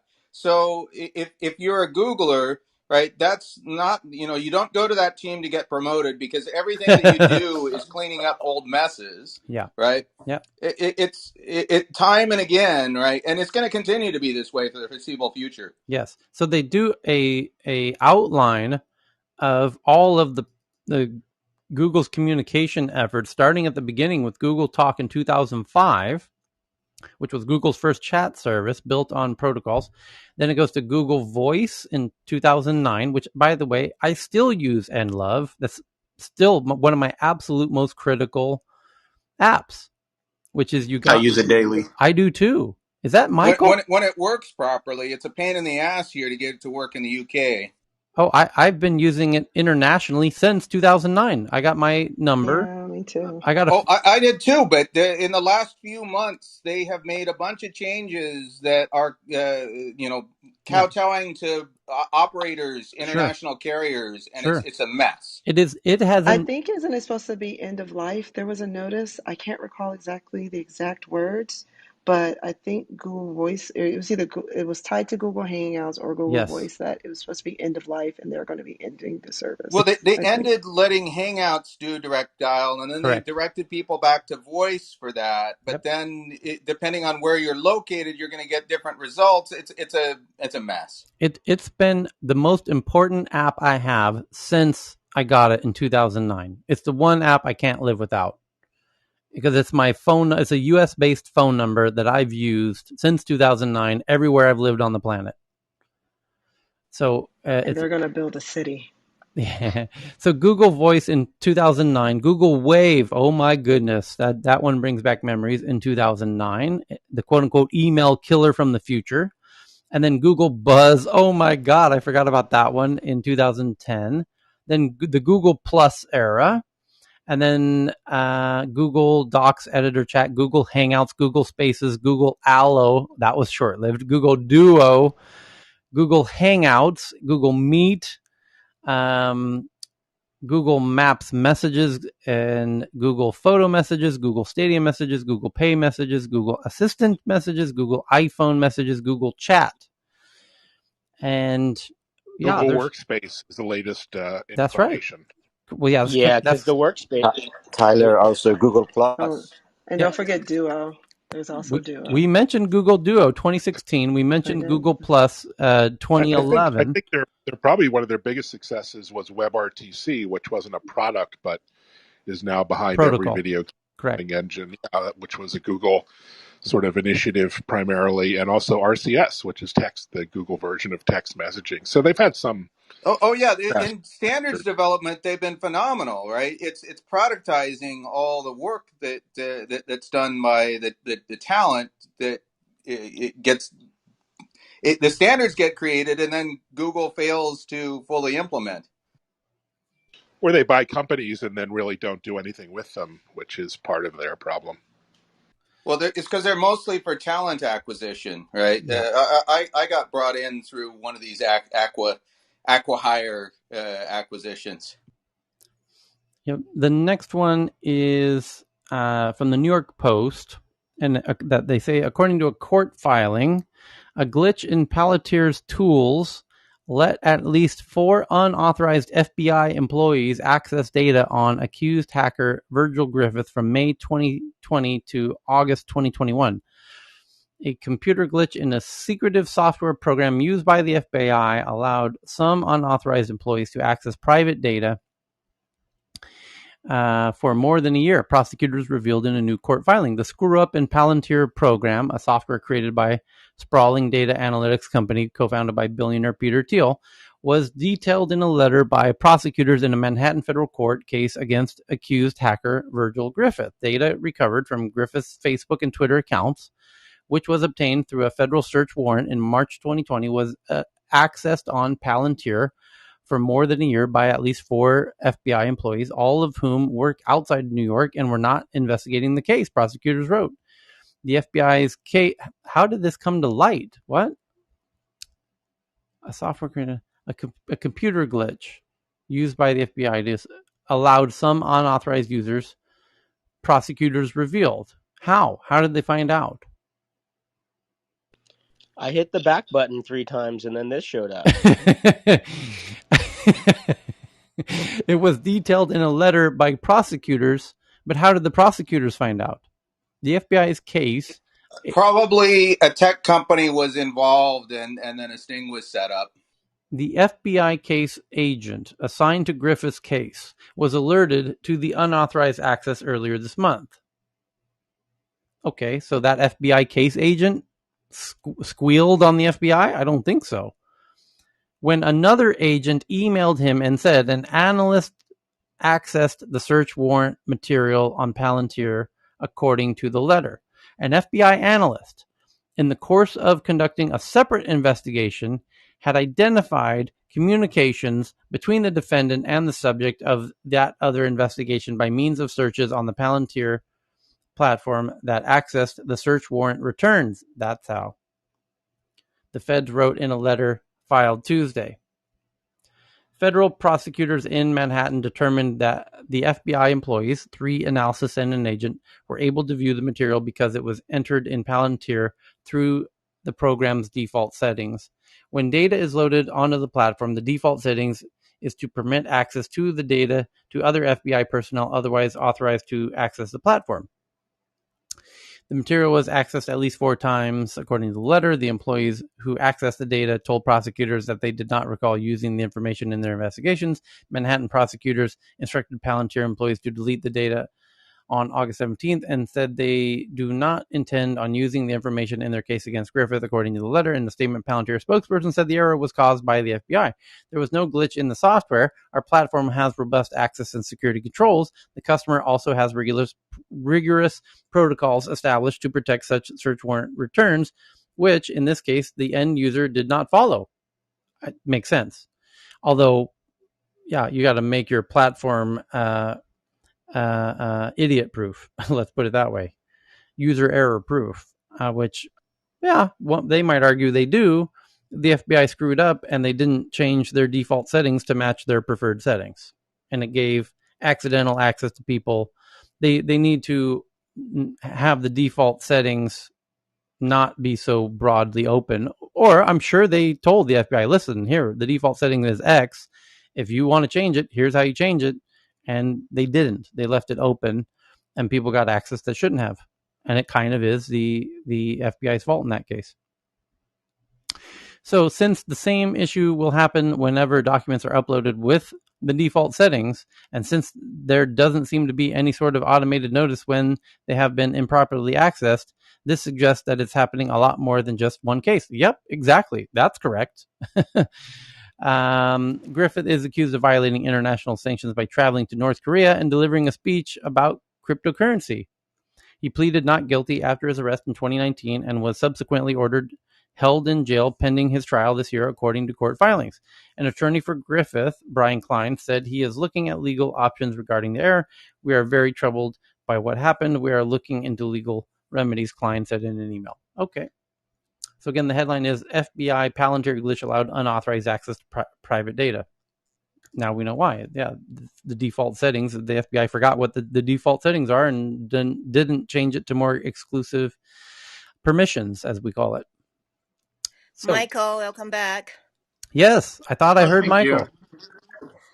you did when you talked about that Google Voice. It just drug me all the way out of the world into the app to say you yes. heard the Google word Voice. Google Voice, and you're like, I got to jump in. I got to open the app. The bat signal. I have to jump in. It's like a bat signal. So, Bloomberg has a headline now that long-term stock exchange, a Silicon Valley-based rival to the New York Stock Exchange, says Twilio and Asana will list their shares Thursday, the first companies to do so. Oh, snap. Is this the one that Andreessen Horowitz was driving behind? Because there's been a desire for quite a while now for Silicon Valley to create its own stock exchange, so to speak, an alternative to the New York Wall Street exchanges.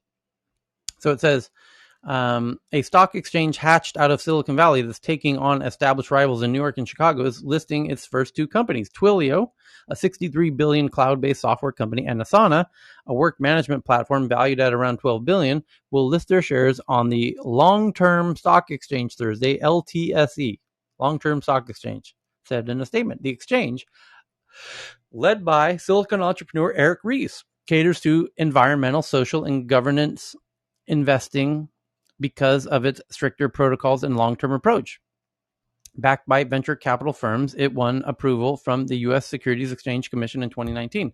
When we work with companies, we help them understand they will win the public trust and gain access to ESG investors and others that are looking for a signal that this is what they should invest in, right? Ries said in an interview.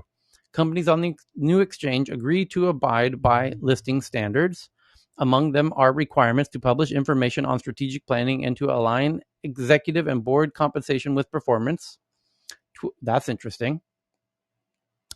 Twilio and Asana, which are also listed on the New York Stock Exchange, have executives who were early investors in LTSE.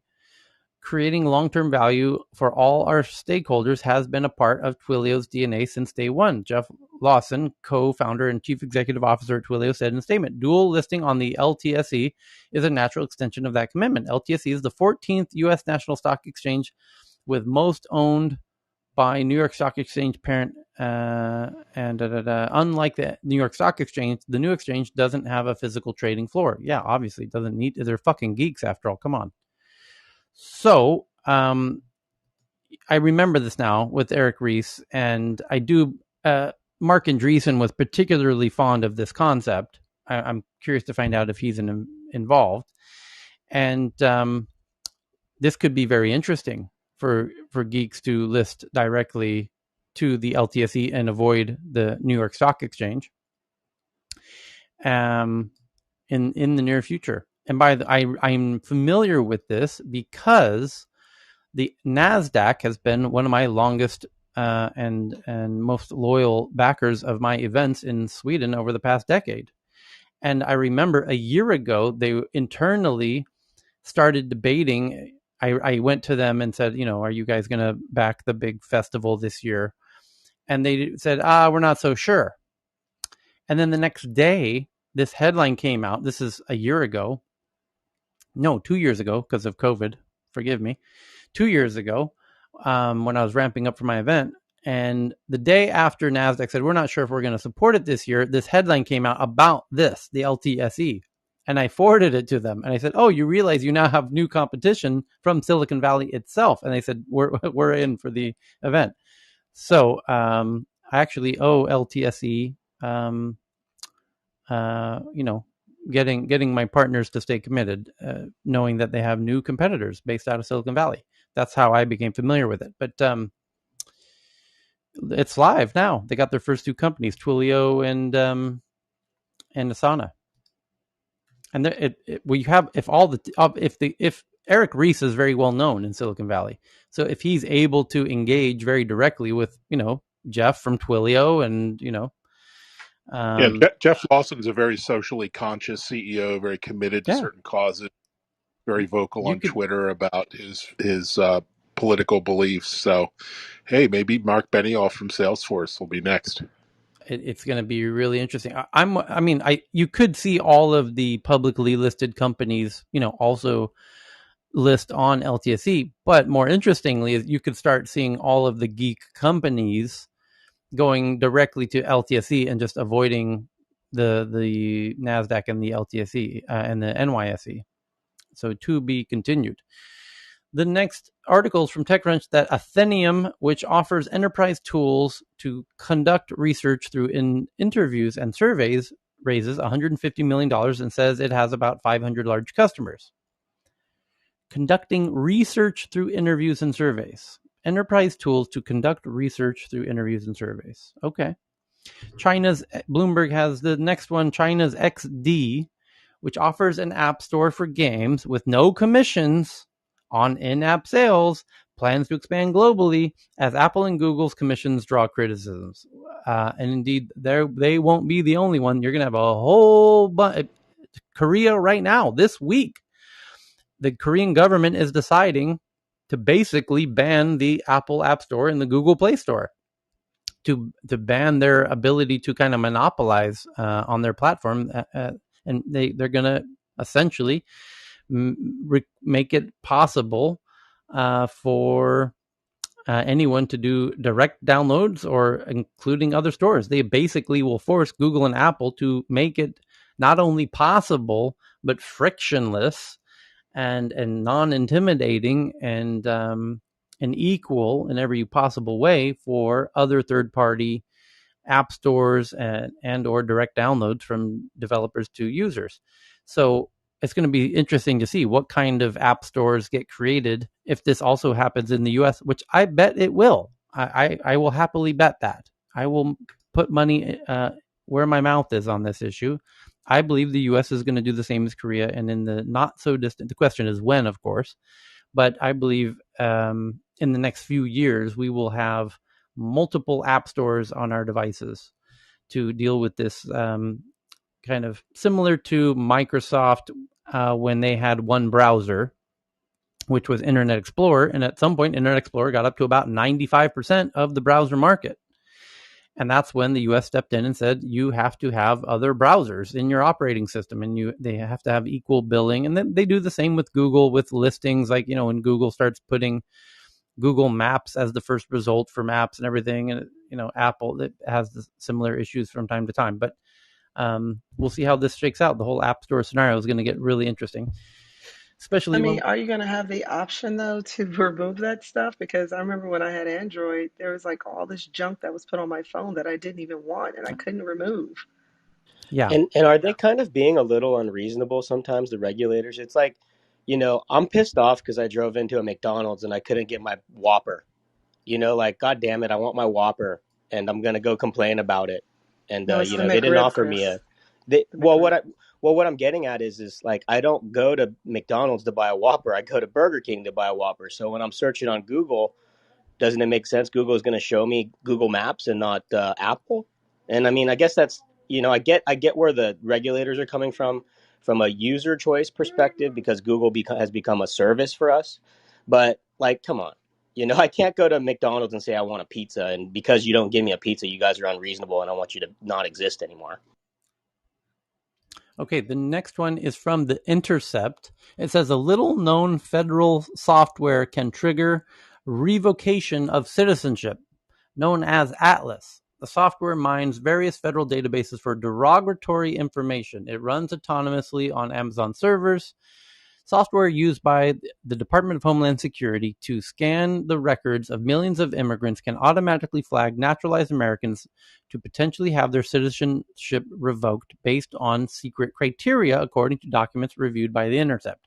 The software, known as Atlas, takes information from immigrants' case files and runs it through various federal databases. Atlas looks for indicators that someone is dangerous or dishonest, and is ostensibly designed to detect fraud among people who come into contact with the U.S. immigration system.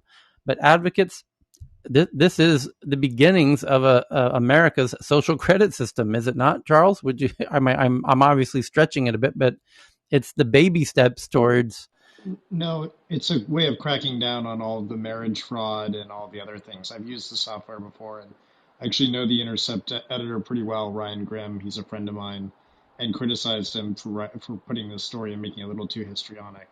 There's a lot of fraud that goes on in citizenship because it is something of value, and I think people look. There are lots and lots of games people play to try to become U.S. citizens, and I don't blame them because it's a pretty cool club to be a part of. But that's what this is. Really. Gotcha. Thank you for the clarification here. It says advocates for immigrants believe that the real purpose of the computer program is to create a pretext to strip people of citizenship.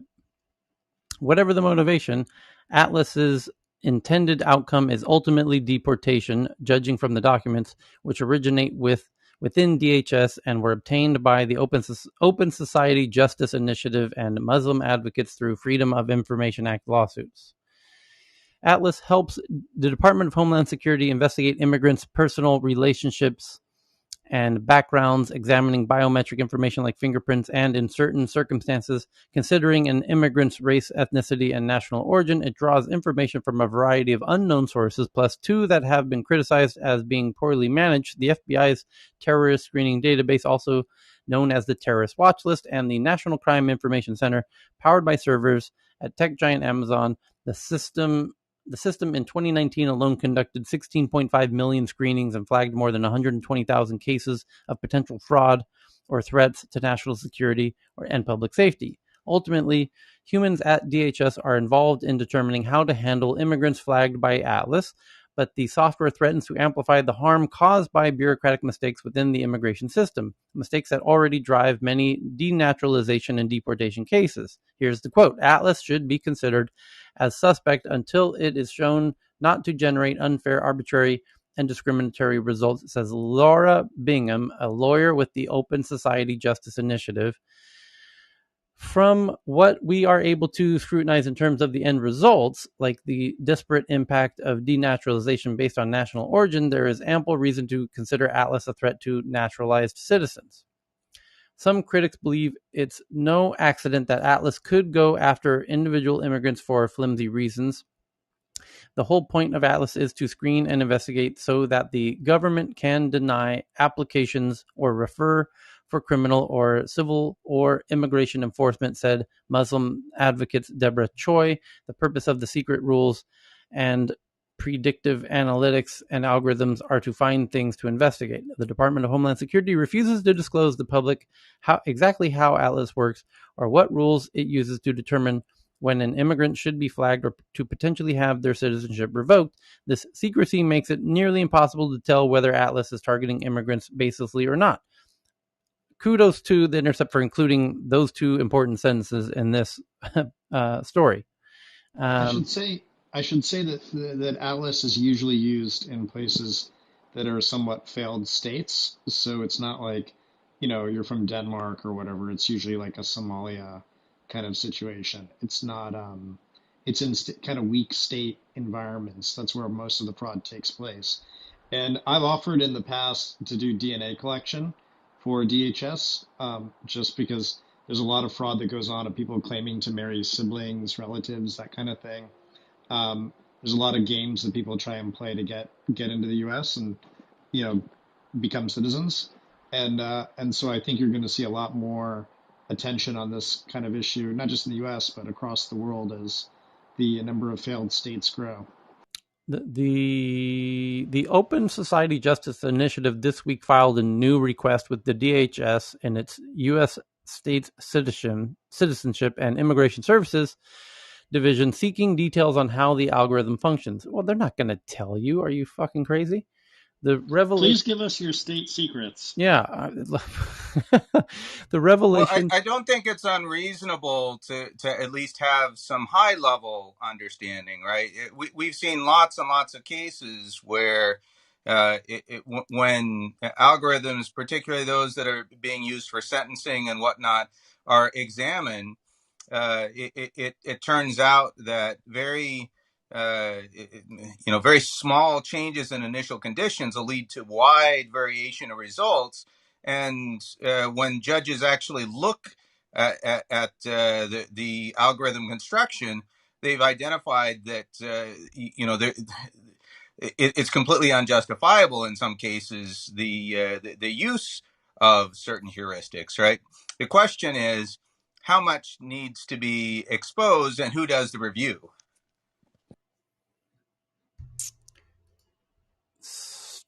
The next bit here says Atlas originates within the USCIS, a DHS division with responsibility for granting citizenship and other immigration benefits.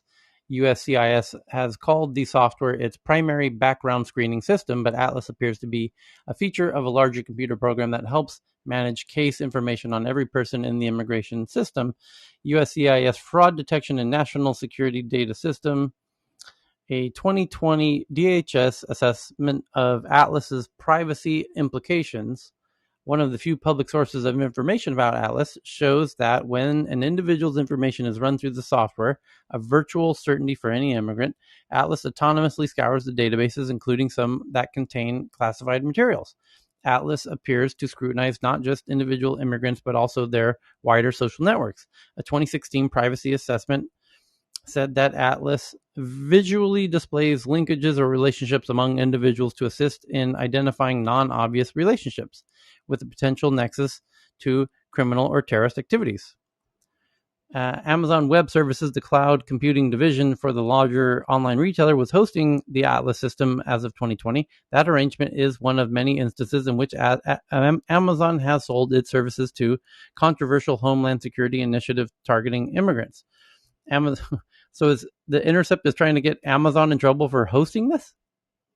What's the point of even mentioning Amazon? Do they know who Jeff Bezos' grandfather was? And family members are.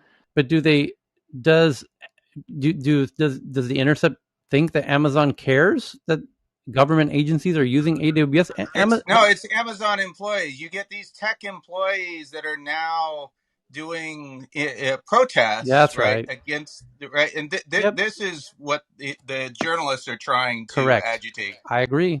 No, but in the case of Amazon, I mean, Bezos has already publicly said that if you don't want to do business with the government, you should leave Amazon. Like, good luck. I mean, this is the place that stores the records of the CIA. Amazon spends lots of money trying to get these government agencies to use Amazon.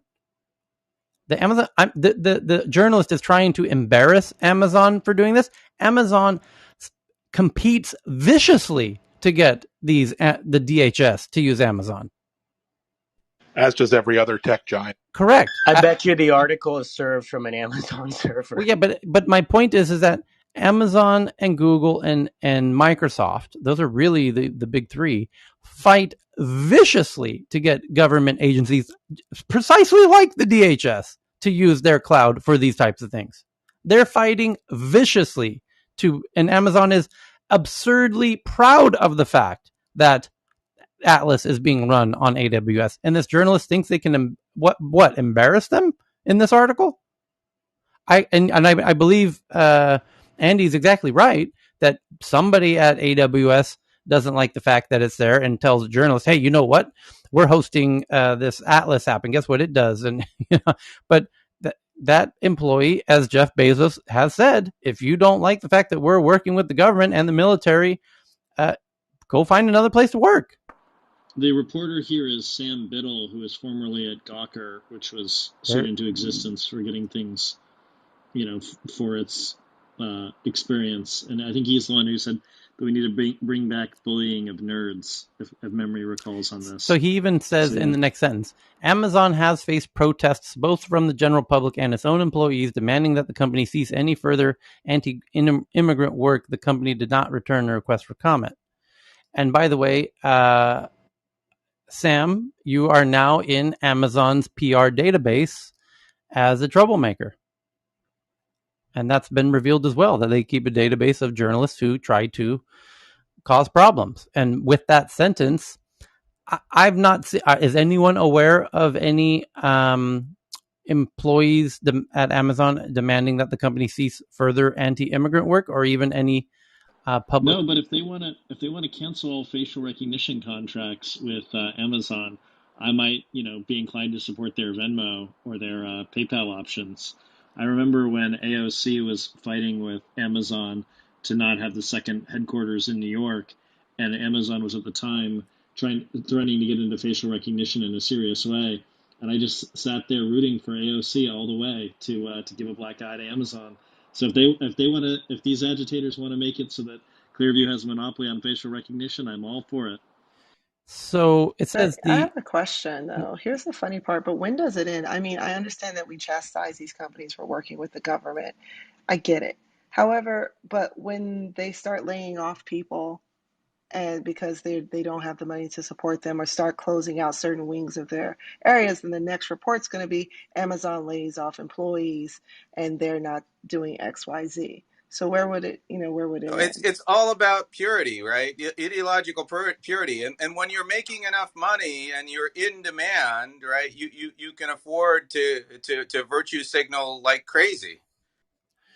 So it says the U.S. CIS spokesperson, which is basically the DHS, the spokesperson Matthew Bork, why they feel the name to name him in this article again. Sam, who's the journalist here? Sam Biddle. Sam, come on, buddy. Sam Biddle.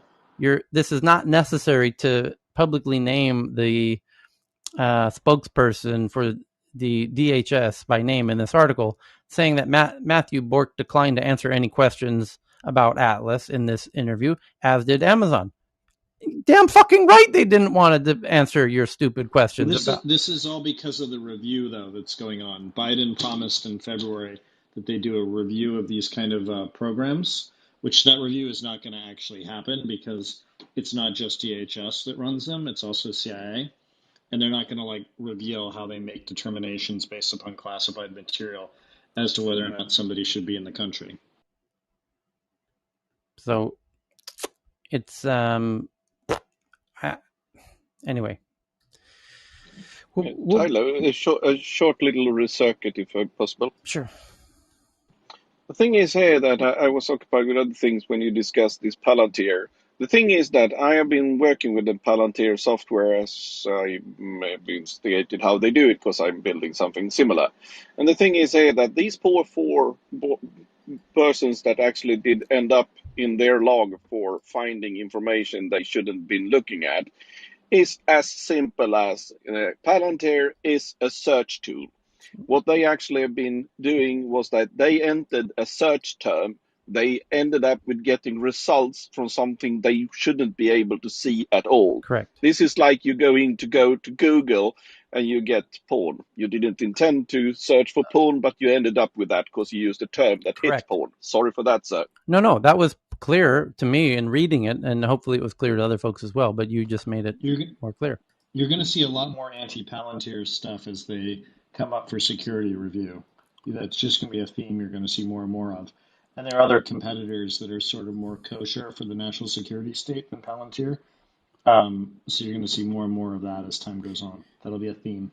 So Berlin-based Elopage, which offers tools for the creator economy and has 3 million customers, raises £32 million in their A round led by Tiger Global and plans a UK expansion. The Verge has an article, a look at farmer-specific e-commerce and food distribution services, including GrazeCart, Farm Drop, Farmago, and Grown By, which took off during the pandemic. And these are huge in China, by the way. These farmer to, I mean, even Pinduoduo is really the big player there. And John Legere from T-Mobile jumps in on Twitter to say, no, I love my in-person farmer markets. Well, guess what, John? The farmers don't love farmers markets. It takes incredible, valuable time, one day out of their week, to come sell you that shit at that little cute farmers market you love hanging out at. 7 days out of the week, Tyler. They got to go to 7 different places a week. Remember that. So they're doing it like it's like 60 hours of driving for some of them. Farmers absolutely abhor farmers markets. These apps are an absolute godsend to farmers because it allows consumers to buy directly from the farms. This is one of the most important there are on the hierarchy of importance of apps, with dog walking apps being kind of somewhere in the middle, and photo sharing apps being somewhere at the bottom. Direct consumer to farmer apps are very high on the hierarchy John of important in the apps. room, Tyler. I think former head of T-Mobile probably should realize that, so we should invite him in to chat. I understand his point. People love their farmers markets. He's just getting quoted to stay relevant. That's all this is. Yeah, it's playing the quote get yourself quoted game. It's all good. I'm just saying, like, if people start buying directly from farmers, this is a huge win for farmers. They get better margins. They have less headache and hassle and more control. It's a win-win. Cut out the middle. This is one of the best examples of good tech, cutting out the middle folks. I love the supermarkets. I have no bone to pick with the supermarkets, but this is the dream come true. Ultimately, direct farm to consumer. This is just healthy in every possible way. I actually participated in a farm share. I don't know if people know what that is, but basically you get together with like 6 of your neighbors and you share a portion of a farm's output for a year. So you get like a quarter of their output, let's say, and you share the costs, and there's an app involved. So yeah, socialism. It's great. And then here's another digital socialism, a company called Trove, which offers software and logistics for big brands to sell secondhand goods. Let me read that again. Big brands to sell their secondhand goods, meaning their returns and their damaged items and whatever, raises $77 million. They have customers like Lululemon and Patagonia. Trove Recommerce, they're calling it, not e-commerce, Recommerce. That's kind of genius, by the way. A maker of online platforms for brands such as Lululemon and Patagonia to sell their used goods, raises $77 million from investors trying to get in on the hottest part of the apparel market, which is the Recommerce, the returned goods, used goods. And the Series D, and this is by, if you haven't figured this out already, we have read the headlines, haven't we, that Amazon, a UK Amazon warehouse team member, caught video of the destruction of an obscene amount of returned items, because Amazon doesn't resell returned items, although they certainly should, but it would have negative impacts on their business. So they got to figure out something to do with it other than just burning that shit in a crisp in an oven. It's truly egregious. So this re-commerce is fantastic. I totally applaud the kind of thought here. And it does a couple things. It keeps brand loyalty. It keeps the price of their product from being diluted. It gives the retailer a touch point for a customer that may not be able to afford their brand new product. And then the most important part is we're not ESG. wasting the resources that we use to make these products and just throw them away. But just to add another nuance to it, just because it happened in the food industry, I don't want to think. I mean, yes, Amazon probably doesn't want to, change their image as far as stuff being returned, but also too, there are those consumers out there that will sue if they get something that's used and it's not viable, or there's like an adverse side effect, or there's something.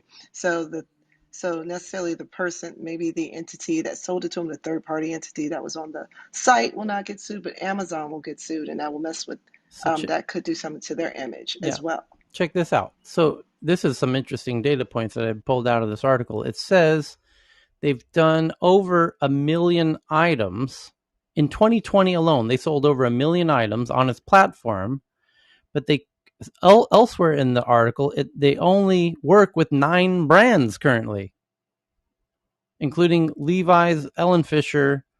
We mentioned Patagonia and Lululemon. That's half of their customers right there. They're doing 1 million products, 1 million sales a year in 2020. So there's I don't know. Is that $1 million in dollar or $1 million in units? 1 million Or units. so that could be batches of things too, like that could be a series of things that didn't work out that were returned and then were There, sold in a batch to someone else. this Just is the electronic version of Marshalls, essentially, but yes, well Pretty a said. much. more structured version where they have conduits to maintain brand loyalty. Because I was a poor kid, and Tyler, growing up, it was Gotcha, Stussy, Quicksilver, right? I was a poor kid, but you have to have that stuff. So I was GNS, going to baby. Marshalls. Yeah. I was going to Marshalls and getting that stuff. And that was the life hack my dad taught me, is like, look, TJ brand name Maxx. stuff is always available cheaper. You just got to go find it. And the hack was go to poorer neighborhoods. Yeah. Well, but the Yeah, difference anything. the difference from Marshalls and TJ Maxx is, in this case, in the case of Marshalls, as you mentioned, Gotcha would sell their returns, and not only their returns, when they produce stuff, some of the stuff is problematic. Irregulars. So they can't ship it, so they have to sell it to somebody who's willing to buy it at a discount, or they sell it to their customer and it gets returned. And then now they've got this order, they don't know who to sell it to, so Marshalls will buy it, or TJ Maxx. And once Marshalls buys it, Marshall owns it and then sells it like any outlet does. But the point is, in this case, Lululemon continues to own it. So it's a platform that they're selling to Lululemon so that Lululemon can sell their used stuff, if I understand correctly. That if that's working, that's actually much better for the I think for the consumer than selling through a third party. Right. Because the issue that they have, and this is the biggest problem in refurbished electronics, is that when things are resold, they generally leave the stream of the commerce stream for liability purposes. So once they're sold, if they come back in, there's the same amount of liability doesn't attach.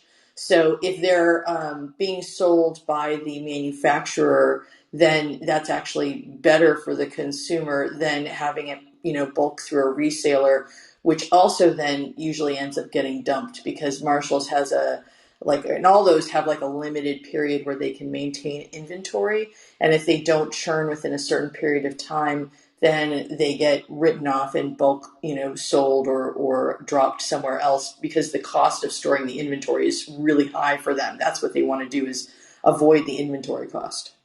So it says, And just to add one more go ahead. thing to that too, though, Yep. there's also to the liquid products that are in there. There's a lot of beauty products that are sold in there that do not have dates on them, and they just have months, so you don't know when Marshalls purchased it. That was a big article, probably I think last year, about the chemicals and products not being as strong or having adverse side effects because they've been sitting on shelves too long. So there's that liability piece thing too of these third party people taking these products. If something happens and there's just like Alexandra said, there's that liability issue if something happens to someone. So it says, there's a quote here from the investor that says, brands are all coming to the same realization. They see massive amounts of their products on other websites and have no control, said Brooks Porter, founding partner at G2 Venture Partners. Trove's current customers expect secondhand items to become 10 to 30% of sales. It's a huge opportunity. So again, another one of those startups that actually I have a fondness for.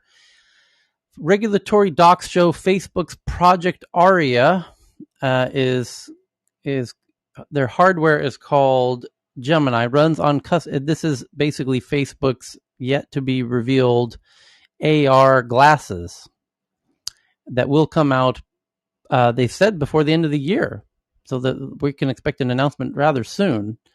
And basically, it's sunglasses with a camera, AR system.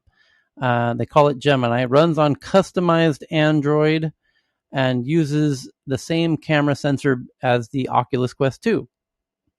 And then what else do we got here? That couldn't possibly go wrong. I'm sure that's going to be an amazing addition to the world. Everybody's doing it. Well, we all remember the Facebook phone. Yeah. And Libra, the Facebook coin, and do they have just a quick question, Tyler? Do they have a prototype already for it, like the design? Because I know there was the Google glasses, there was the Snapchat glasses, and we were literally just I'm talking tweeting about it out right now. There's a photo in the article. I'm tweeting it right now to the Tech News Twitter account. So that's the big, boring articles that your cousins and coworkers are going to talk about now that they've seen it popular on the internet. And those are the viral stories going around today. But what we're interested in is the articles they'll be talking about in 6 months from now, that the journalists will be talking about in 2 to 3 months from now, that our brilliant folks on stage and in the audience have found all over the interwebs. And they are sharing all together here via Twitter, and you can do it too. You just find any article that you think we should take a gander at and just tweet it out from your own Twitter account, but include our Twitter handle as part of your tweet, which is very simply TNATW. And then as everyone does, and boy, do we get hundreds of awesome headline tweets every day to look at, and we pick out the best, as I've just done now, and then we can share them, as we're going to do right now. And when we share them, we click the retweet button on their tweets and retweet them from our account, TNATW. So if you go to our Twitter account, TNATW, you'll see that I'm about to retweet out all of the cool tweets that have come in, like this one that somebody just sent in, actually from DMs. And thank you to Dave in the audience who just sent this one in from Reuters, that the Russian court finds Twitter, Facebook, and WhatsApp. A Russian court on Thursday that's today, fined Twitter 17 million rubles, which is $229,000. Facebook 15 million rubles, so about the same, and WhatsApp 4 million rubles, so about a quarter of that, so about $50,000 to WhatsApp. Oh dear Lord, over their refusal to localize user data as required by Russian law. I told you. Short the stock, Tyler. Short the stock. I told you this was going to happen. So this is super interesting. Here's what's going on. Let me tweet this out so you can verify it for yourself and share it with your friends. But the essence of this article is Russia, the Kremlin has decided, they're telling the American tech companies, if you want to do business in Russia, you got to have localized user data and offices and local employees on the ground here in Moscow. Where did they get this idea? They got it from India, because India told them the same thing. There's a very big difference, though. There's a real, and I said, other countries are going to do this. Now that India did this, they did it, and they told these tech companies, you have to have your data on the ground and boots on the ground and a physical office on the ground in India, or you have to Well, get they out. got the idea from GDPR and what happened there with data centers having to be localized, right? I can show you also there was a big Russian case against Google with Android. It was an anti-competition case. All these things are related. That might be true. They definitely want to control. They also want to do it. They also want to be able to remove content, though. In India's case, there's, based on the articles we've read over the past few months, a lot of this seems to be perhaps even more about the ability to remove data and moderating of content that the government doesn't like, because they've been very heavy-handed with Twitter about forcing them to remove Oh, tweets. it's all about the Telegram problem. They tried to target Telegram and ultimately failed. Well, it was Facebook as well, and Michelle on stage gave us the inside scoop on how that plays out in India. But now that India's done that, and it turns out all of the big tech companies said, "Okay, boss, we hear you," but they didn't want to. Twitter really fought very hard not to comply, and India made it very clear, we're not screwing around, Twitter. Either comply or you will be forced out. That's what it came down to. And then at the last minute, Twitter realized they're not messing around. They're going to kick us out because they've already funded a local competitor now. As a result of our delaying compliance, a new local Indian competitor called Coup is now getting well funded, is getting support from the government. They're starting to replace Twitter because Twitter's dragging their heels and not complying by doing what the government wants. And they saw that. They're going to get kicked out and replaced. They were being kicked out and they were being replaced. They lost their protections that platforms have of not being legally liable and responsible for the content on their platforms. They lost that. So anybody in India says anything the government doesn't like, Twitter's personally responsible, and their team members go to fucking jail because some jackass in India says something the government didn't like. Any crazy person says any crazy tweet, Twitter's team members go to jail. That happened. That actually happened. And that's when Twitter realized, hey, this Modi cat ain't fucking around. So they didn't go. So Tyler, they He didn't go went to to jail, he but went to the police station. yeah, he went to the police station. And they said they told him don't go anywhere. Yep. And he resigned from Twitter the next day. That's what happened. Good. Right. Good. Right. And then Good. right. Now here's my point. Twitter then had to rehire somebody to fill in the position, and they did comply, and they're now doing everything Mr. Modi wants. You got it, boss. You the boss. You run the show, boss. Boss. We love you, boss. That's the name of the game in India at the moment. And I said, now that India has flexed and showed these tech companies who's boss in India, they've all complied. WhatsApp tried to play games too, and they got showed who's boss. Twitter tried, they got showed who's boss. Facebook, to their credit, didn't really test it that hard. They understood who was boss. So, but now that When can we expect this in America from a Texas Attorney General or a California Attorney General? Well, here's my point. It would be great. When this all happened in the past few months, I said other countries are now going to try this. And not a surprise that Russia is one of the first to try this. And Russia came out about a month ago and said, if you want to do business in Russia, you're now going to have to do the same as you are clearly agreeing to do in India. We're going to do the same. Same rules are going to apply in Russia. And I said, the American companies aren't going to comply in this case. They're going to be happy to walk away. Because India is a huge market. Huge market. Russia is not. That's the But key difference. the technical architecture to pull off the requests will be built. So really, it's just going to be about political will, whether or not they're going to be willing to comply with the government or not. You know. So my point is what I predicted was other countries would do this. They're starting to do it, and I'm predicting the American companies likely won't comply with Russia because it's not big enough of a market to care.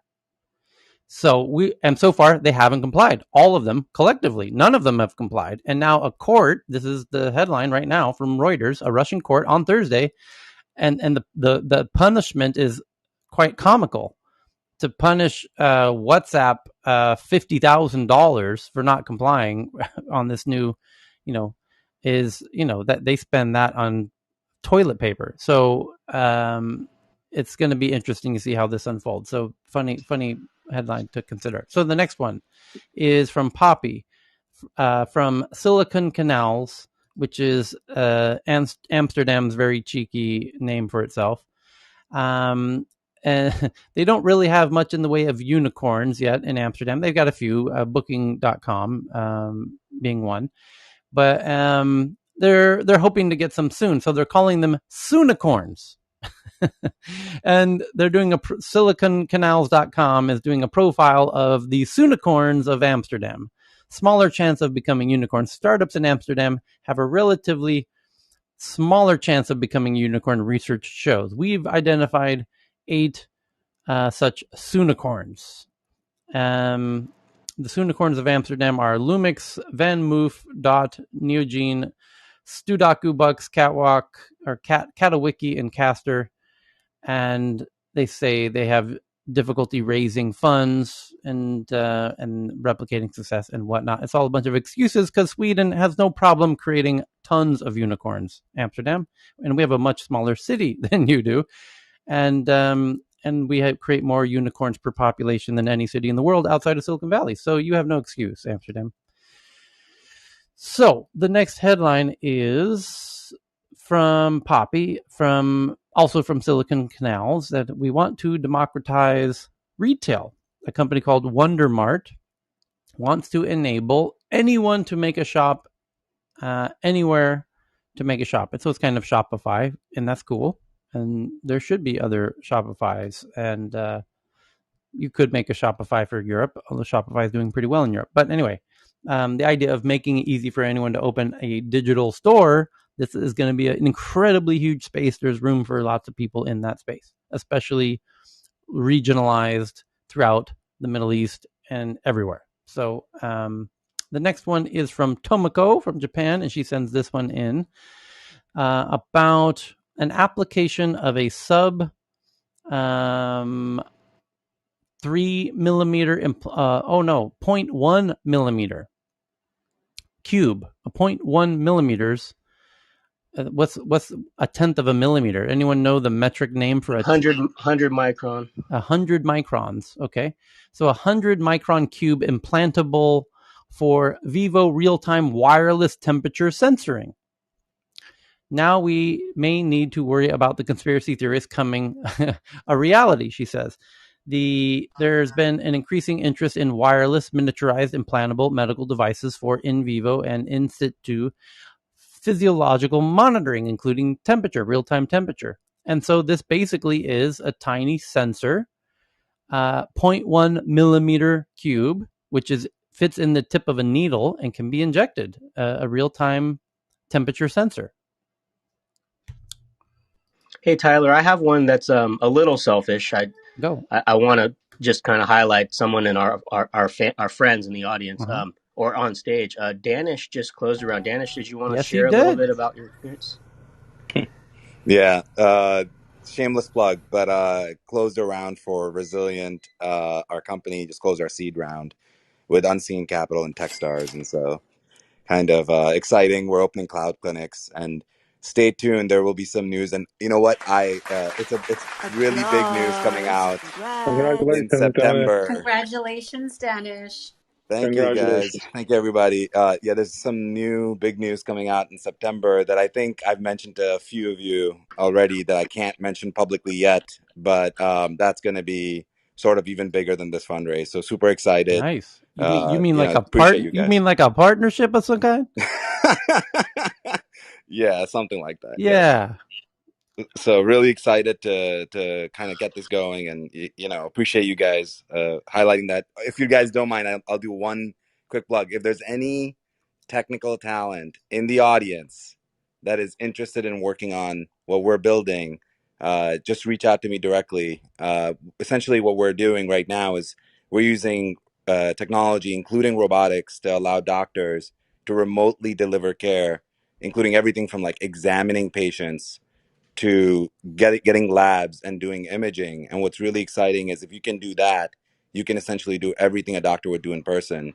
And now every doctor is available at every cloud clinic, and our doctors are licensed in all 50 states. And so we're kind of getting excited about how do we get rid of the really crappy healthcare infrastructure that we saw fall apart with COVID. So if you're a tech person that's super excited about this, reach out. Happy to connect. I'll ping you, Danish. That sounds really interesting. And we could go deeper on this in the AI room that will come in about 5 minutes. Okay. And then, so both of you guys had headlines in the past week now. John, Francois, and Danish, both. We got a good crew up here, Yeah. Tyler. So the next story comes from Saudamini, one of our new folks who joined us in the other time zone, by the way, from India. And she sends in this one that Xiaomi set to launch 6 new devices today at their Smarter Living 2022 event. And as you guys know, I'm particularly have a nice soft spot for Xiaomi, living in Asia as I do. And it says mobile phones, TV, wearables, gadgets, and tech news, live updates, Apple, blah, blah, blah. It looks like Thursday is going to be an action-packed day with Xiaomi set to launch 6 new devices at their Smarter Living 2022 event. Meanwhile, Google, also, we don't know yet what those devices are. But I guess we'll know very soon. So the next one is Pixart raises $130 million from SoftBank, becomes unicorn on the back of its visual creator tools. Pixart announced this morning it raised $130. The company's, it's not incredibly hard to figure out why. Pixart is what? What the hell is it? What is Pixart? The article doesn't really say. Professional level design, no art school needed. It's Canva, basically. All you need is an easy-to-use set of tools and templates to make your content scroll stoppingly good. It helps people make very eye-catching content for social media, basically. But in a templates, it's an online Photoshop specifically for the use case of making online content that's very eye-catching. That's clever. So, Tyler, yeah. There's a big news that I tweeted just now. Yes. Just today, the Indian government released their Drone Rules 2021 license regulations. Mm-hmm. They've made it a lot easier for people in India to fly drones because they were banned. So under the new rules, coverage of drones is increased from 300 kilos to 500 kilos, now including heavy payload carrying drones and drone taxis. Mm-hmm. So lots of approvals have been removed. More, the penalty's been dropped if you're going to do that, and you're also Unmanned Aircraft System Promotion Council is to be set up to facilitate a business-friendly regulatory regime, and the import of drones has also been created with drone corridors for drone delivery happening. So this is big because there's going to be a lot more drone delivery happening in India now. Oh, interesting. Thank you for that. And then Nicholas from Stockholm, are you in the audience as he normally is? He just sent in a fantastic headline. He is in the audience. Let me invite you on stage. Clicking invite on stage. Nicholas, please join us to share this article about TikTok. This is quite interesting. Hopefully he's not sleeping over there in Stockholm. I'll go ahead and get it started. It says, this could be whoa, he says. And he knows. He's been in the VR game for a minute. But it says, ByteDance, which is TikTok, is rumored to be acquiring a company called Pico Interactive for 5 billion yuan, Chinese yuan. This is not yet official. suddenly Facebook's VR will seem like the privacy-friendly option. TikTok is not playing around when it comes to collecting personal data, that's for sure. TikTok just gave itself permission to collect biometric data, but TikTok buying Pico Interactive is one of Oculus's main competitors. So you've got TikTok now making a huge jump into VR. Tyler, weren't they also? Sorry, it's Heyman. Weren't they also making a big play into AR? Yes. I think that was the biggest reveal, right? Okay, Sorry. so yeah, VR devices.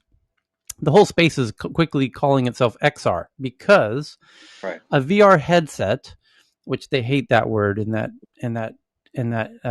community, but anyway, the world calls it a headset, so I'm calling it a headset. So a VR goggles or headset that you put on, you're not able to see outside of what's happening in the room that you're in, except now you can, because they've now put clever little cameras on the outside of the goggles or the headset, so you can see the room around you. And then very recently, Oculus started allowing apps to turn on that camera outside to blend the content inside the goggles with the content outside the goggles, and that's AR.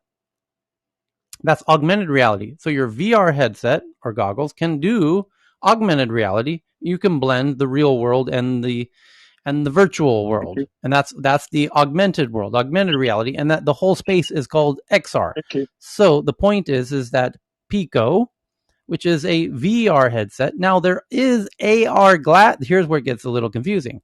There are AR glasses that are very simple, that are basically sunglasses with cameras, and that is AR, but it's not VR. It can only do the mix of the real world and a little bit of the virtual imposed world, but it can't do fully immersive VR. Make sense? And the two big players are, I guess, Microsoft HoloLens and Spectacles, right? Snaps. In AR. Right. In VR, it's Oculus and a couple others like this one, Pico. HTC is the HTC Vive is a player, although they're going to be focused on enterprise use cases. And then you also whoever gets porn first, whoever gets the porn industry first, they're the winner. That would be Oculus. Oh, they're Ding, already ding, doing ding. that. Japan has been on that for a long time. So it's just not commercialized yet. Yeah. And then you've got, even in the porn case, you have Vario out of Finland, which is the super high end, the super high quality, which is being used by doctors and stuff, people who really need the high fidelity, or people who have a whole lot of money. And if you do really high, quality porn on Vario, that now there's an experience. So, it gets very lifelike very quickly with the really high end devices, but those are thousands and thousands of dollars. It's out of most people's budgets. So anyway, haptic is an important component of this that people should be aware of as well. Just the motion feedback that you feel from any kind of device that you're wearing or touching. Yes. And audio too, right? 3D audio coming. Not just any audio, spatial audio. Yeah, because you need the fully immersive 3-dimensional audio, so that when you hear a virtual object behind you, that the sound come from behind you. And smell. We'll get there. There was a startup last week had a headline that they've made. Let's hope not. Yeah. So let's hope not. The next, but anyway, the headline is that TikTok is buying Pico, so they're going head to head now with Facebook in VR. So that is a kind of a big wow. So the kind of speaking of Facebook, giving head then? No, we didn't. That's a different type of Facebook you're thinking of. There's Nicholas on. Yeah, Nicholas just jumped up. Oh, Nicholas. We just showed your tweet about TikTok buying Pico.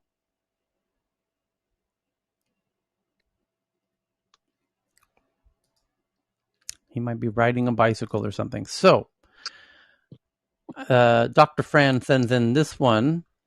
Speaking of Facebook and VR, that Facebook recently launched their Horizon Workrooms, and people are kind of excited about that. It's a virtual room where you can meet with your friends in a virtual boardroom, and you can change the table, because it's a virtual space. Might as well make the space editable, and you can have a virtual whiteboard and have people call in via kind of like a Zoom-like app. It's very cool. And then, but people are starting to review it now. And this one reviewer from marketinggeek.com wrote the very interesting headline, Facebook's Horizon Workrooms suck ass. That's the actual headline.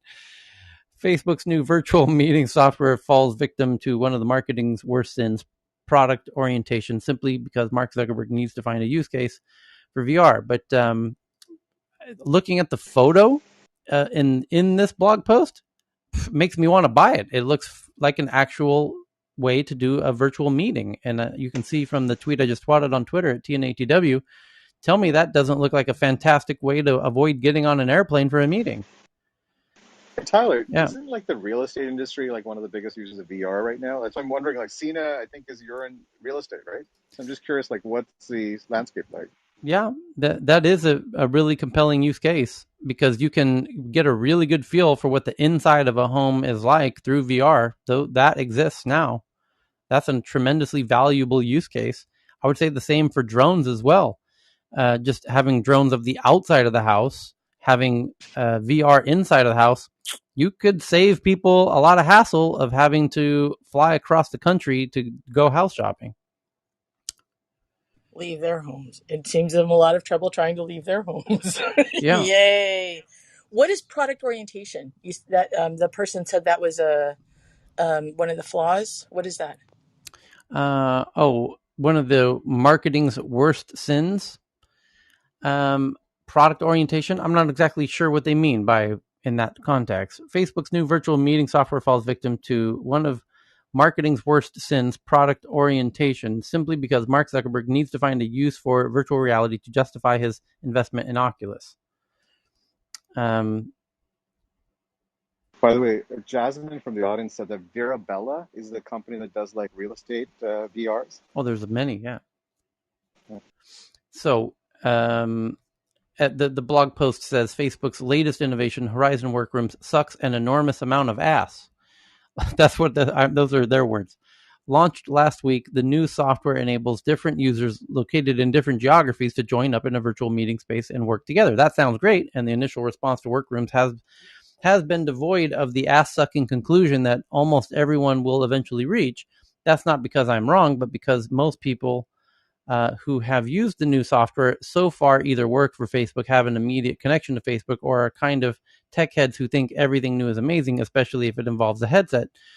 And Workrooms definitely does require a headset. That's where the ass-sucking properly begins.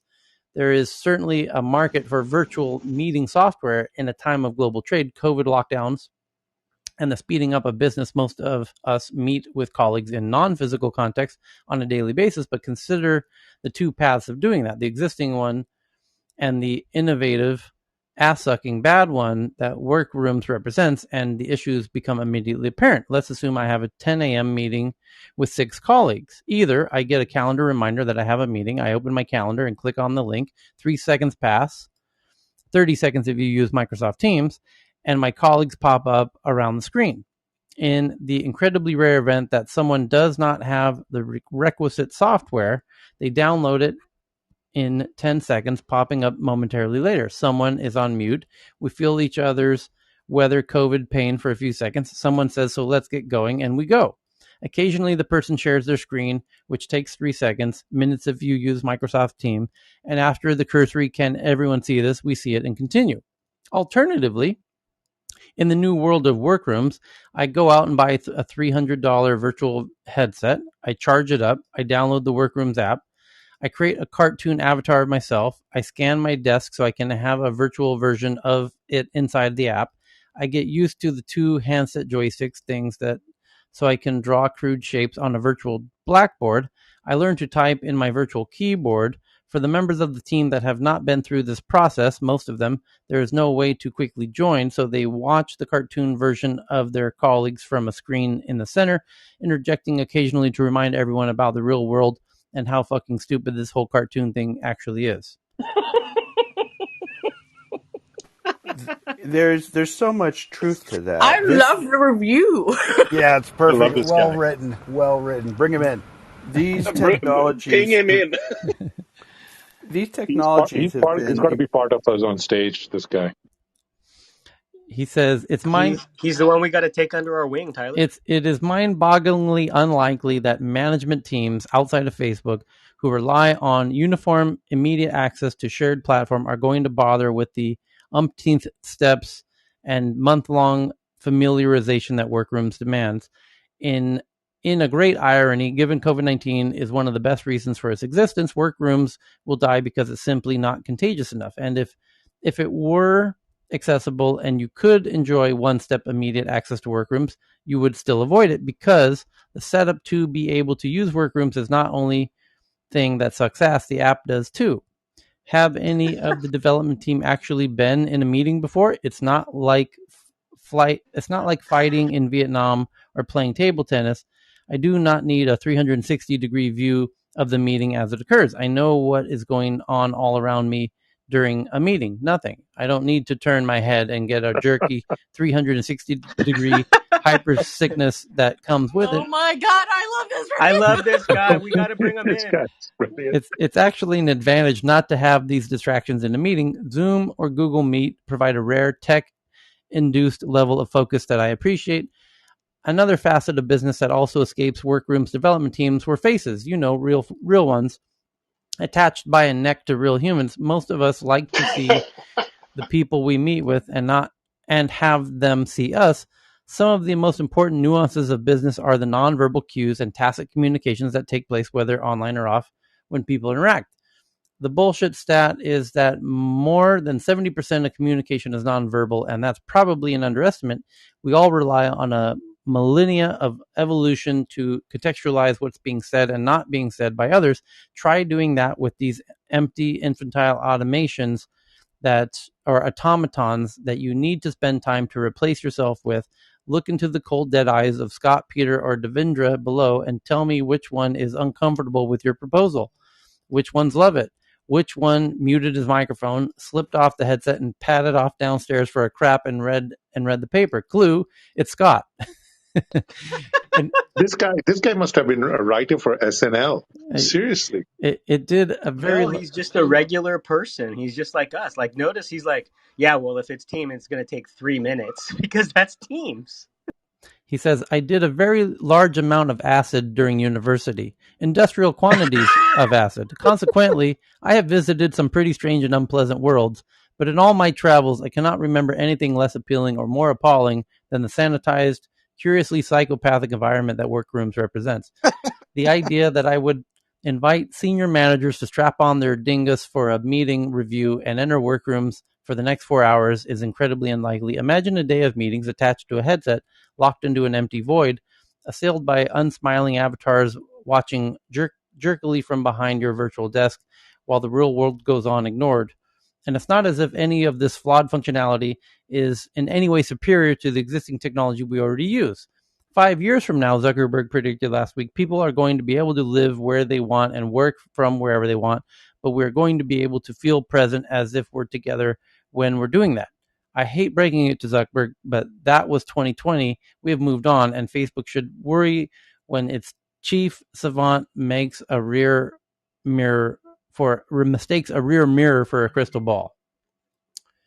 This guy needs to So become more direct, Tyler. He's just too obfuscated. So here's where they address product orientation. The next paragraph says product orientation: stupidly conceived, hard to access, less enjoyable to use, devoid of human interaction, inferior to existing technology. The real question is not whether Workroom sucks ass or whether it will fail abysmally because of its ass suckery. The real question is how Facebook, a company with its finger on the pulse of technology, a gift for capturing human interactions online and billions in development capability, could get it so horribly, horribly wrong. The best clue can be found in the workroom interview with Mark Zuckerberg below.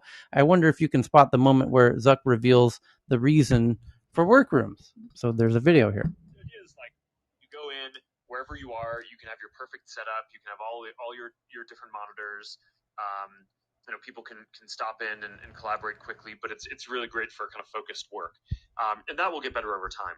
The second area is around collaboration, which is really what this is focused on, which is the notion that like we shouldn't really have to physically be together to feel present or collaborate or brainstorm. I think video conferencing has taken us pretty far, but I don't know. I mean, I can just tell you that as we start planning to go back into the office, I'm not super excited about just continuing to have just this.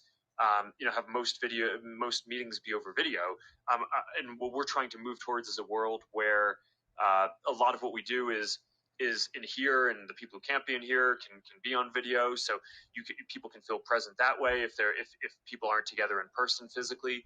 So we're focused on this. We think it's going to be a big use case for VR. I think he's implying that he doesn't like being on video. So hey, Tyler, can I riff on that for a second? Sure. Yeah, the last time we discussed the metaverse and the future of the metaverse, we had talked about how Microsoft is focusing on education and upskilling in jobs, whereas Facebook is, direct to consumer for anything and everything. And I think you can compare, and I love what the parody the writer did of the experience.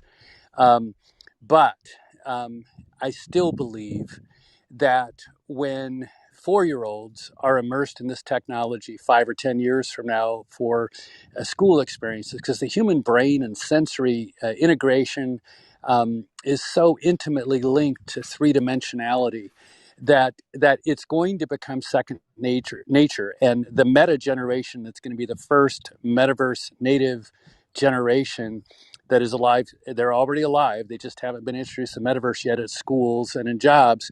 When this becomes second nature, just like email adoption was slow, just like video conferencing adoption was slow, the adoption is going to be sloppy. And so I would consider the parity comparable to the parity of the Newton when it first came out. The only real differences between the Newton and the iPhone is the size and weight form factor and the pinch and unpinch and the ability to really manage your screen in much more powerful ways. And I think what's going to happen here is that Facebook's initial foray is going to fall prey to exactly what this writer has parodied. But I think over time, when the metaverse native generation grows into it, it's going to be table stakes. Well, remember they also had Palm in between Newton and the smartphone, Yes. and that was actually the intermediary step that got people accustomed to storing information digitally and having it accessed digitally and having more information than just a date book or calendar reminder or whatever. But can I actually just say how I'm a pretty okay, I consider myself sort of an elitist in a lot of ways, but this is moronically elitist when people say everyone is going to be able to live anywhere and do their work from anywhere. I have yet to see a cleaning staff be able to live in Tahiti and clean, an office building in downtown San Francisco. Like, this is just a ridiculous kind of a concept that's basically saying that if you happen to be part of, the knowledge economy or the economy that people decide that, you get to have access to capital with, then you get to work from everywhere. And more people are going to be like, well, no, I actually have to go to work. And so that's like a new form of New of privilege. classism. Yeah, if you have to go to work, you're like low class or whatever. Like, that's, I don't know. I feel like that was the one place where people who were very educated and people who were uneducated could meet and see each other, and you're going to take that away too. And it's like, I mean, I don't know. I just think that it's just going to become two different worlds, like this dystopian, separation. And in our last discussion on this, one of the things that I mentioned is that the metaverse, if it's not introduced at scale at a young age to everybody, is going to woefully amplify the class disparities very, very quickly. So it's something to keep an eye on, because it's hard to maintain a democracy in a very, very binary population of haves and have-nots. And so I think it's in the best interest of everybody that we do everything we can to ensure that the introduction of the metaverse does not It will always lag significantly by socioeconomic status, but to the extent we can mitigate that lag, we can mitigate the class disparities and the conflict that invariably emerges from those. We have to pause because we're going to jump over to the Artificial Intelligence Weekly News, which is just started. We have 2 minutes left here, and then we're going to jump over there. So I have 20 headlines in 2 minutes. Here we go. It's the first one is gig apps for the pandemic economy. Somebody made an app called Stint, which makes it possible for any restaurant to put up like a 2-hour, 3-hour, 4-hour micro job for a few hours for a waiter or waitress to come in, or a chef or whatever. And so now any small business can post little micro jobs for the gig economy. Kind of clever. The next one is that the Afghanistan all-girls robotic team safely lands in Mexico, which might be their new home. YouTube has removed 1 million videos of dangerous COVID-19 misinformation. Facebook is reportedly mulling a commission to help advise it on election issues or handle all of the intricate issues related to elections. They want to delegate those decisions to a new advisory board. More than 50 robots are working at Singapore's high-tech hospital, says CNN. And Apple wins a new patent for spatial audio and AR HMD. I don't even know what HMD is, but we'll find out soon enough. And Nirvana is being sued by the boy who was on the cover of Nevermind. And North Carolina hospital is using a drone to deliver COVID vaccines. And from Evergrande EV unit, an EV company in China called Evergrande, loses $80 billion on the stock market. Electronic vehicle unit is collapsing in Hong Kong, wiping out $80 billion from what was the property developers' push into EVs. There's $80 billion, bye-bye. The next is the SEC and the DOJ have charged that startup a fraud. We covered that one at length. And then the Taliban asked Turkey for support to run Kabul airport, Turkish officials say. And then Xiaomi buys a self-driving car company, Propel. Can't wait for my self-driving EV from Xiaomi. And this one from Bloomberg, how China's ultra-loyal web army can silence Beijing's critics. Chinese virologist Zhang Wenhong is among the slew of recent high-profile targets in a campaign by nationalist web users to harass anyone they deem critical of the government. Apple, Google, App Store models face new threat in South Korea. We mentioned that. Kanye West's latest tech launch gives fans more control over the artists. Kanye West fans are getting more hands-on with the album rollout process than ever seen before, giving them a chance to have a say in what Kanye decides. And NPR has a headline that China's Microsoft hack may have a bigger purpose than just spying. Is a very interesting article that I will tweet out for you now.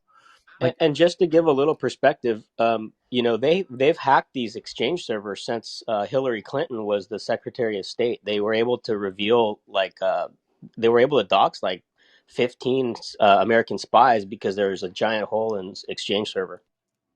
One of the choice quotes from the article says, all of a sudden we saw hundreds a day, and then that continued to escalate until we were seeing north of several thousand a day.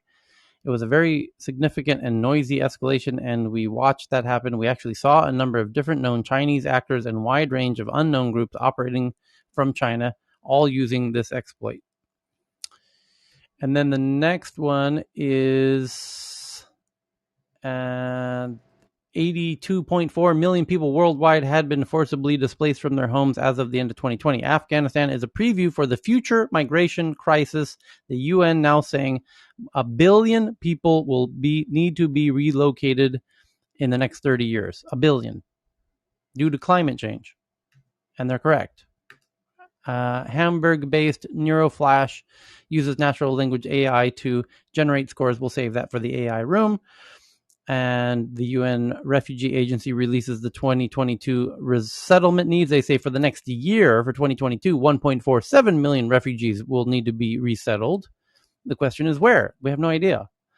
TikTok is exploring Snapchat-style AR features. In addition to buying the VR headset company, they're also getting into AR to compete with Snapchat. So they're competing with Facebook on VR and Snapchat on AR, and we did it. That's the news. We're heading now to the AI